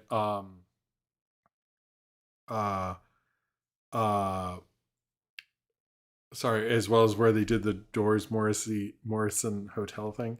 But yes, he got the same shot, and people knew that because of that. And actually, I knew that because back in the day when they do these things, I think other YouTubers are talking about this. They do a thing on MTV called Al TV, and Weird Al would take over. Um, uh, Weird Al would take over MTV. If I've talked about this before, I'm sorry, but this is actually kind of why I did these back to back, is because Weird Al. But what they would do is they play the original video and then play the parody video, and I think they did that a lot with Bad Hair Day. Or the one I watched was Bad Hair Day that did this. I've heard they sort of did it for others, but I'm not 100% on that. But when they did do that, it made you go, oh, this dude is like so smart, like that's so funny, like you can see the transitions and you can see everything he did there. And I do recommend, if you're gonna watch Eat It, rewatch Beat It if you haven't in a while, and then watch Eat It, and you'll get even more stuff. That's why I did this way. But it has all sorts of funny gags, like particularly like with the guy with the glasses in the gang who like like they have so many dumb gags where like at first they have short shorts on and then they cut back to them and they're fixing their pants, which now has long pants. Um, uh, and then they have things like, like when the guy kisses the girl and her head pops off. Like I actually always thought that was funny. She looks like, wasn't she in the other one? That is one thing I will say. Okay, this is the one thing with this video, and when I'd watch it close to Beat It, is the part where the person in Beat It looks out the blinds and sees them. That's a person. But in Eat It, it's like this alien thing. But then in my head, I get them confused still, even though I'm like if I haven't watched them in a while and I watch Beat It, I'm like, wait, was that supposed to be an alien? No, that was Weird Al. Or was Weird Al the person? So like that has like confused the fuck out of me. I will never get that straight. Um, I do like this. Oh, and the other thing is the thing with the other gang where it shows the one gang getting ready and walking, and then the other gang's like waiting for the bus and is late to meet the gang. That's like a good gag. That's a really funny gag. Um, and that the guy explodes doing the Eddie Van Halen guitar solo thing, I thought was really funny. Um, Look, this isn't Weird Al's best. I don't know. Everyone has a different Weird Al's best. I remember I've like, Amish Paradise is really good. Dare to Be Stupid is really good. Even I actually like All About the Pentiums, White Nerdy's good. There's a lot of really good ones. This is early on, but I think what it really establishes is Weird Al was very good at using MTV and using it to his advantage.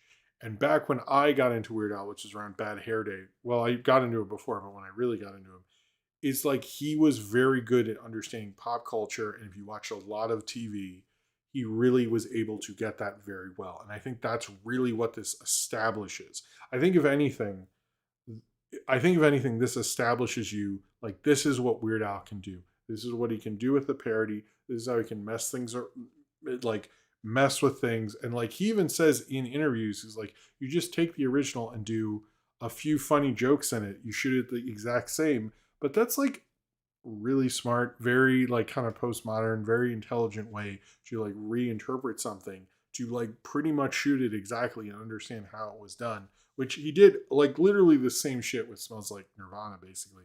Apparently Michael Jackson was a fan of the song and the video, and he was really good. He was like he thought it was a great idea and all this stuff and was very supportive. And supposedly when they made Fat, they actually uh he actually saved the sets and like told him where to shoot in Brooklyn, and all this stuff was very supportive. So there's always been this rumor he wasn't as into it, but apparently Michael Jackson was more into it. Let me stop for a second. Sid says, I will never forget seeing Eat It for the first time. It began my lifelong devotion to Weird Al. I've owned every one of his albums. I didn't know you were that big of a Weird Al fan, Sid. Cheers to you, man. Cheers to you. I didn't know that. I didn't know that. But yeah, I really like this video. I think it's a lot of fun. I like the song a lot. I used to play it for my kids when they wouldn't eat everything on their plates and stuff, or they would take too long. I would like, just eat it, because this is a kid song. I used to like it as a kid. It was, I don't know. This was like one of my first big artists, but he's so like smart and creative, and it's like shows someone really understood what they were doing with it. Also, Beat It was played a lot. So he was really able to mess with, um, like be able to parody it well because everyone knew this video really really well. I mean, it's one of the most played videos of all time. I think it has billions of views on YouTube now. This does not have billions of views, but it still was able to take advantage of its popularity with its parody. Also, here are two facts about Eat It. Eat It as a single went gold. I thought that was interesting, and it won a Grammy over I think Richard Pryor and Eddie Murphy. But here's the craziest weird Eat It fact I found. Eat It did chart on a lot of charts and charted pretty high. But in the Australian singles chart, it ranked at number one, which beat it, which only made it to number three. Now charts are more like what's the competition at the time and everything, but I like that there is one chart, and I don't know how often this happened, but that's pretty insane that Eat It actually charted higher than Beat It in the Australian singles chart. I don't know if that's like a fact people know or not, but I found that to be insane. I've never heard of that before. But you know what? I don't know. I like both songs. I think Eat It is kind of a parody wise one of his big classics. Um, Really wonderful, awesome song. I think it's a cool video and a tribute to Michael Jackson. And I hope in that Michael movie there's a part where Michael Jackson has to call Weird Al to get permission to parody his song "Eat It" to make it beat it, which doesn't really make a lot of sense. I guess it's about gangs or something. Anyway, I always like this video. I think it really establishes the artist that Weird Al would be, both with hit songs and Michael Jackson in particular, but with music videos, which I think is really part of the whole package. Part of the whole package of who Weird Al really is. He's not just someone who makes parody songs and is really funny and everything like that. That's also part of it, but that he's able to make his parodies with music video and use that new format to do funny things with it. I think shows like kind of how genius of a full performer and creative guy that he really is. I think that was good. I was gonna say something. My favorite Weird Al song, and I don't even like the original, is I can't even tell you what the original is Syndicated Incorporated. I just love that song. I listen to that way too much. And it's like a Soul Asylum song. But I love Syndicated because that's like what I used to do. I used to just watch TV incessantly. And yeah, I have heard of uh I've heard of Still Billy Joel to Me. I've heard that he gets really mad at Billy Joel. I do like the part where I was looking at Weird Al's. I watched some of his Behind the Music today, which is a great Behind the Music episode. Although it's interesting, I think it ends like in the '90s, which is like there's so much more about Weird Al. Um, but apparently, I like the Mark Mothersbaugh part. I had to look up. I was like, for years, I was like, wait, does Mark? If you've seen the Behind the Music, there's a part because there's other people who are critical of him, like Flea from Red Hot Chili Peppers doesn't like Yabba Dabba Do Now, which is like fair. That's not a great one, but when Mark Mothersbaugh, if you watch the Behind the Music, it's on YouTube. But he was like, he played me because he makes Dare to Be Stupid, which is a Devo parody, and he goes, he played me an early version. It was beautiful. It was like better than anything we could ever make, and then he changed it, and I sort of hate him for it. And then it just like cuts, and it like all the other jokes in that special are like very clear that they're jokes, and Mark Mothersbaugh just like goes off and does this weird part. And I remember like watching as a kid, I was like, I'm not sure, like because some people were like he's joking, other people was like, nah, he looks like fucking mad. And I looked it up. Apparently, a lot of people were like, no, he cleared it up later. He was joking. I love that. The Mark Brothers mom. That's a great joke. If like no one can tell, everyone thinks he hates Weird Al. Good for you, Mark Brothers mom. Although I don't know what Prince's deal was. I think a couple of them sounded kind of funny, but I don't know if I heard them. Anyway, all right. I'm gonna write. I'm glad I did that. I'm glad I did that. I think I did everything. Anyway, but yeah, I think it'll probably be next weekend. It'll be like Beat It, and then the next day Eat It. I don't think you can do them both the same day. I think it'll be yes, that is true. Medela Butterfly, thank for that. Weird Al made a cameo in the Michael Jackson video for Liberian Girl. Liberian Girl, I have I actually have a thing with Liberian Girl because after my wife and I got married, when we left the courthouse, Liberian Girl was playing because it was 2009, which was when Michael Jackson died, and they were playing his music all summer. And I remember when that song was playing, so I have a attachment to that song. And Bad's fine. I don't, I don't know. Bad. I don't know. They're all the Quincy ones are good, but Liberian Girl has a. I have attachment to that song. I like listening to that song because it gives me good memories. All right, I'm gonna write questions below. This is the last call for alcohol or super chats. If you would like to do that, this is your last chance. I'm going to go to the Patreon ones, and I'll do those first. Again, I'm sorry I didn't get to talk about everything. As you can tell, I was trying to do as much as I could. It is a bit crazy for news this week with CinemaCon. And don't get, if you're like, I'm not repeating stuff, there's just a lot of things there. I am glad actually I found uh the Akira footage because that before I did that Michael Jackson Scream review, I for real was um for always thought it was like just people being dumb about anime, and I was like, no, I was dumb. All right, Nathaniel Foga asks, any major movie leaks you remember happening from the last decade? The last decade makes it tricky, but I actually have a digital copy of Annie because of the Sony hack. I think Mr. Turner, which I still haven't watched. I think that was the last major one. Before that, I mean, it was the Wolverine Origins, no special effects one, which I've noticed anytime I try to review it, um, I get too mad. I'm like, I don't know if I want me yelling this much. But yeah, I would say the Sony hack. This is probably the biggest one since the Sony hack that I can think of. Oh no, wait, American Gangster leaked, and I actually bought the DVD the weekend it came out from a bootleg, and it was like DVD quality. Yeah, I remember that leak. That we don't. I hear not as much about that, but that one really leaked. Sinram says next year's Spaceball sequel has a subtitle, The New One. What? Yogurt promised the universe that it would be the search for more money. This is an outrage. Grumble. Now that I've gotten out of my system, I suppose you've already touched on your favorite CinemaCon announcements earlier in the live stream. So I'll ask this. Is there an announcement that could be more unpleasant than the news that Doug Liman's new movie will have all AI sets and locations? I mean, nothing could be worse than the new Val Kilmer performance, right? Yeah, I agree. I think a lot of these directors are hoping that they're like, well, maybe I'm like, cinema before me, a trailblazer with this AI stuff. I just don't see it. I mean, it sounds to me like what's it called? The volume and stuff.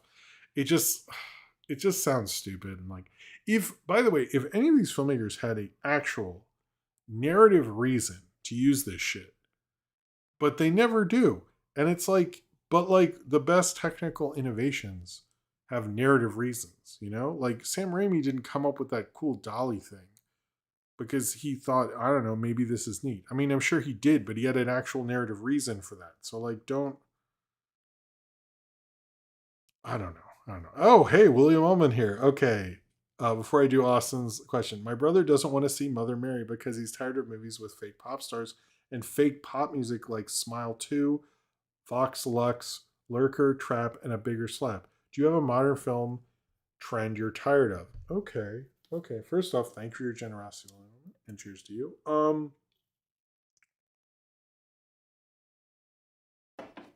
I don't mind the pop star. I haven't seen as many of those. I need to see Smile too. To be honest. To be honest, like my bigger issues are like with TV because I feel like a lot of it is like shot very serious, and I really don't like that. Um, a cinematic trend I don't like. Let me think about that. I'm not as into. Well, I'm trying to think which ones I don't. Oh, I mean, live action remakes. I don't like any of those. Those that would probably be my number one. That is like my, most people complain about Marvel movies. That's my um that's my Marvel movie. Um is those. Or I feel like there's another one and I can't. Oh, The Rip. Oh my god, I fucking hate action movies like that where they explain a fucking concept to you and then just keep repeating it. I'm like, I just learned what this shit was 5 minutes ago. What the fuck, man? Come on. Like any no, actually, no. This unlocks a whole thing with me.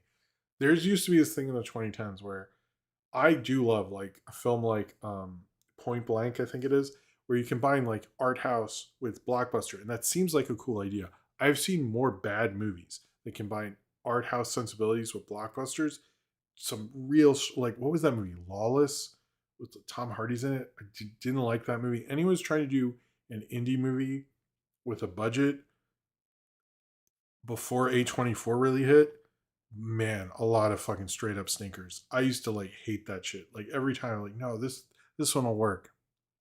Anyway, it's a very specific 2010s thing.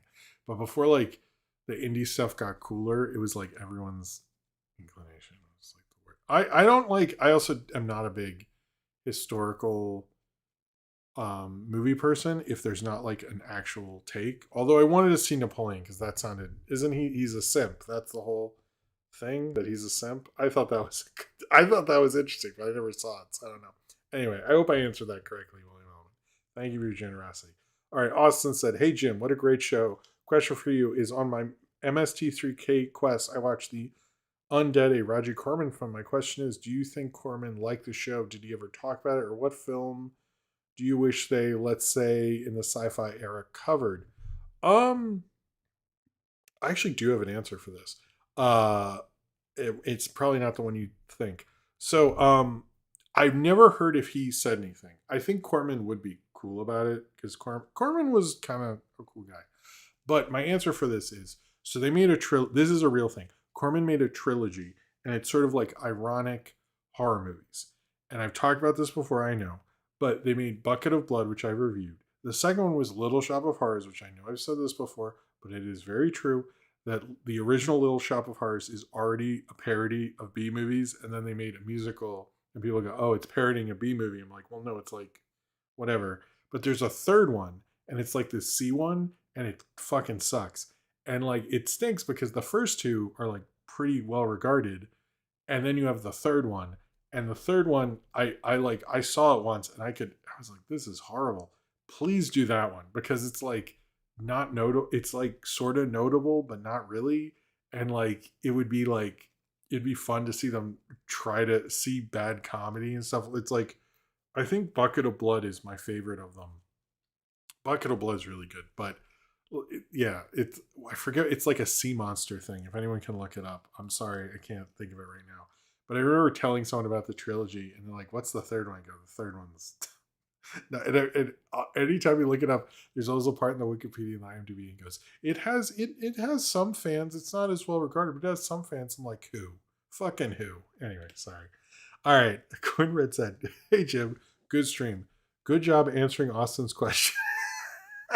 Good one. I will say your Weird Al segment review left me really puzzled. I don't remember any of that stuff happening in Amish Paradise. Oh my god. Okay. I will at some point do Amish Paradise. Jesus. Um, you're really put. I'm not against doing more Weird Al things, but it's like I'm not trying to like beg for views or something, but like I'm just saying if the Eve video does well, I'm open to doing more Weird Al stuff if it's like relevant. But Amish Paradise, I would be cool. It's interesting. Amish Paradise became so big. It's but man, Gangster's Paradise was such a monster of an album. But I would not want to review that video because it's just like Michelle Pfeiffer in a chair, and then the guy singing the song and all smoke and sweating a lot. That's all I think that's all that video is, and then clips of Dangerous Minds, which I still have never seen. I don't know if Dangerous Minds is any good. Never seen it, but I saw the soundtrack in a lot of places, and I heard it at a friend's house once when I was in sixth grade. Block Saxwinkle. I'm making chili dogs tonight with homemade buns. Do you like chili dogs, or have a favorite kind of hot dog? I do like chili dogs. I had them recently. Chili dogs fucking rule. My kids don't want to do. I'm sorry, we are running long, but I'm going to answer all these questions. I don't give a shit. I did this cool thing with chili dogs. I put chili on it, I put sour cream on top of did chili on top of the hot dog. I could not do home. I know you're like a chef, so you can do. I put sour cream on it, and I crumpled up uh, these spicy Doritos on top of it, and it was really good. But I was really full very quickly. I got into chili dogs because of Sonic the Hedgehog. I'll just admit, like 100%. And I told my brother that's how I got into chili dogs, and he was like, "Sure." He didn't fucking remember. Disappointing, but I do like chili dogs. They're a good way if you have hot dogs and have your hot dogs and chili last a lot longer. But anyway, Simran, did your wife and kids enjoy their time out of town? Yes, I think they did. Yeah, did Jim.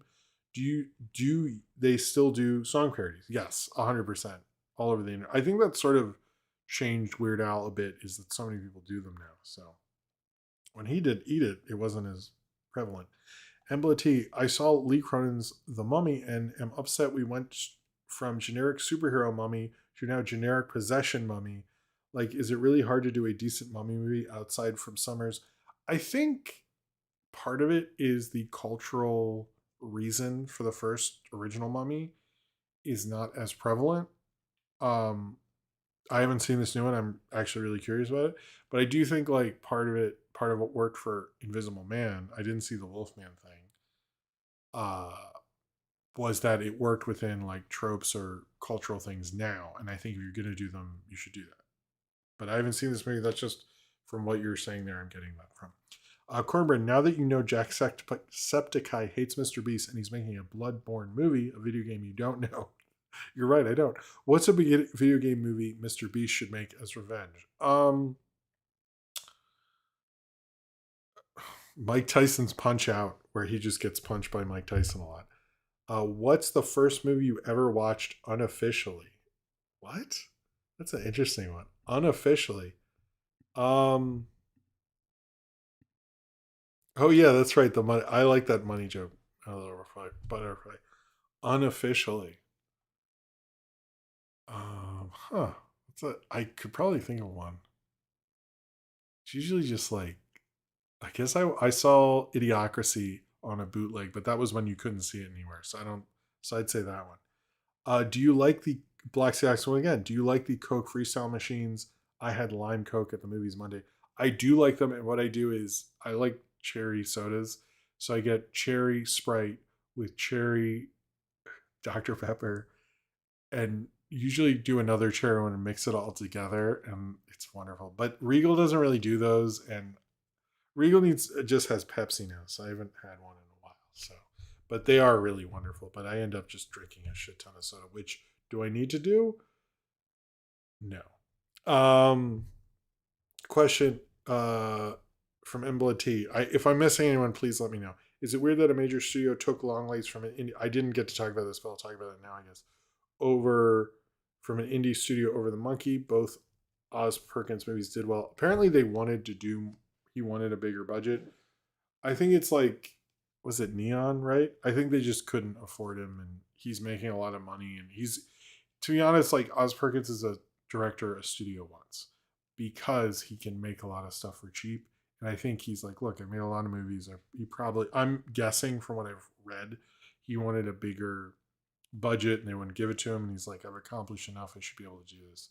So I get why he's doing it, but we'll see. But I was surprised he's doing that, but it's kind of like what's going to happen with a lot of these directors. I mean, look at Eggers. Eggers left A24 and works for Universal now. So I think it's like not everyone's going to stick around to Neon and A24 and work at the same budget level. That's like not a lot of directors want to do that. They want to do bigger things and make more money, and that's like natural. So I mean, they got what they got for a long time, and they should be happy with what they did get. Courtney Coe, what did you think of the drama? Also, have you seen Hardcore Logo? It's a Canadian cult classic. And actually, I don't know what Hardcore Logo is. I have seen the drama. The review will be out this weekend. How do you drink energy drinks so late and still sleep? I'm really good at falling asleep at any time, anywhere. Um, so the key is to not sleep a lot and have two kids, and I can fall asleep right now and wake up and it'd be 5 o'clock. Magically. I only fell asleep on stream a long time ago at someone else's show. And it wasn't for very long. And I was like, did I snore? And they're like, no, no, you're okay. Like, and then they went, wait, were you asleep? And I was like, no. Or I don't know. It's been a while. I haven't heard it. Favorite John Swankenheimer animated short. I don't know if I've seen that many. I can't really answer that. But I did review Alice. I plan to show my kids Alice when they're older. Um, Third and fourth best movies where someone gets eaten by a whale. um, okay, I deserve that one. Um, oh, didn't that happen in the Mario movie? That could be one of them. I tried to think about another one. Was there one where it exploded? No. Apparently whales do explode though. I learned that. I think just the Mario movie. Let's just keep it at that because I am getting tired. Question: what unmade or yet to be made Denis new movie he should actually make? Like renders this with Rama, Cleopatra, nuclear war scenario, or footnotes in Gaza? I'm gonna say footnotes in Gaza. I think like give it up with the fucking Cleopatra thing. Like just like come on. Like that did not really work out with Elizabeth Taylor. I don't know why people anyway. William Ullman question is Jean Dillman 23 Quad du Commerce 1080 Brussels the best feminist film or not? I think it is up there, but actually I might go Miss 45 to be for real. I might go Miss 45, which I need to review. I think I would go Miss 45. Um oh, I see. That's a good one, Corvette. No, it's good. I'm sorry if I'm being stupid or anything. Uh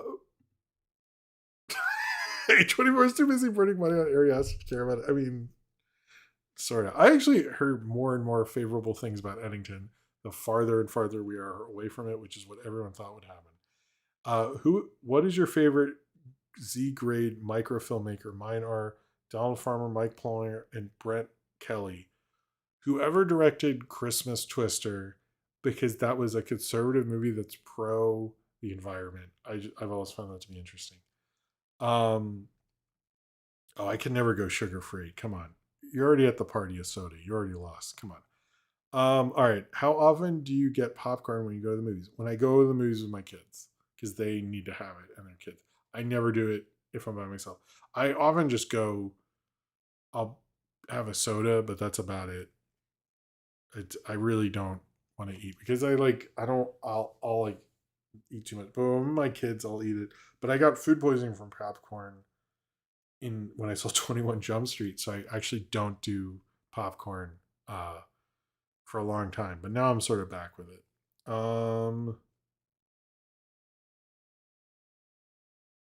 It wasn't a whale in the Mario movie. What did they get swallowed by? I feel like there's another one I'm forgetting. But anyway, do you think? Hold on. Question: do you think Stanley and Alan Riss's unmade monster movie would have done a better Hedora movie? Maybe. Uh, Embla T, do you buy popcorn buckets and which one is your favorite? I have three, but they're actual just buckets. They're not the fancy looking ones. It's just like a bucket with the picture around it. And I have a Mystery Science Theater one, Dogman, and SpongeBob. Um, I like my Mystery Science Theater one because I'm a dork. But uh, yeah, I would. Sorry, yeah, it's it. But they each are fun. But I'll probably end up getting another one. I've never got one of the cool ones. All right, we should wrap this up. I think that's it. I I don't know. Red Bulls are like I had one like one earlier this week, and I try not to do it too much. But anyway, all right. I want to thank you all for being here. I'm sorry this was a crazier terms of news. We'll get to the stuff. It wasn't that I was like didn't care. It was just like there's so much news. I'm actually right after this going to transfer all the news from last time that I didn't get to the next week's, and maybe we'll get to it all. I don't know because there's going to be more stuff coming out about CinemaCon. Yeah, no freezing. The freezing has gone away since I changed. I did some settings changed and stuff like that. So that's pretty cool. Um. Anyway, thank you all for being here. I think there'll be something tomorrow. I don't know if it'll be the drama or not, But if there's not a premiere for that, it is because there's no spoiler. But there'll be premieres next week and stuff like that. It'll be cool to see you guys there. But yeah, thank you guys for being here. Thank you for the super chats. I'm sorry that I'm sorry that the super chats did not work initially. I don't know if unlisting, uh, um, I don't know if like unlisting and privating changed that, but I apologize for YouTube's nonsense with that. I want to thank Medella Butterfly, Sinram, M Blood T, Sinram, and William Ellman for your super chats during the show. Super chats during the show. I really appreciate it. And cheers to you. I'm sorry for anyone who wanted to do one and couldn't. We will be back next week.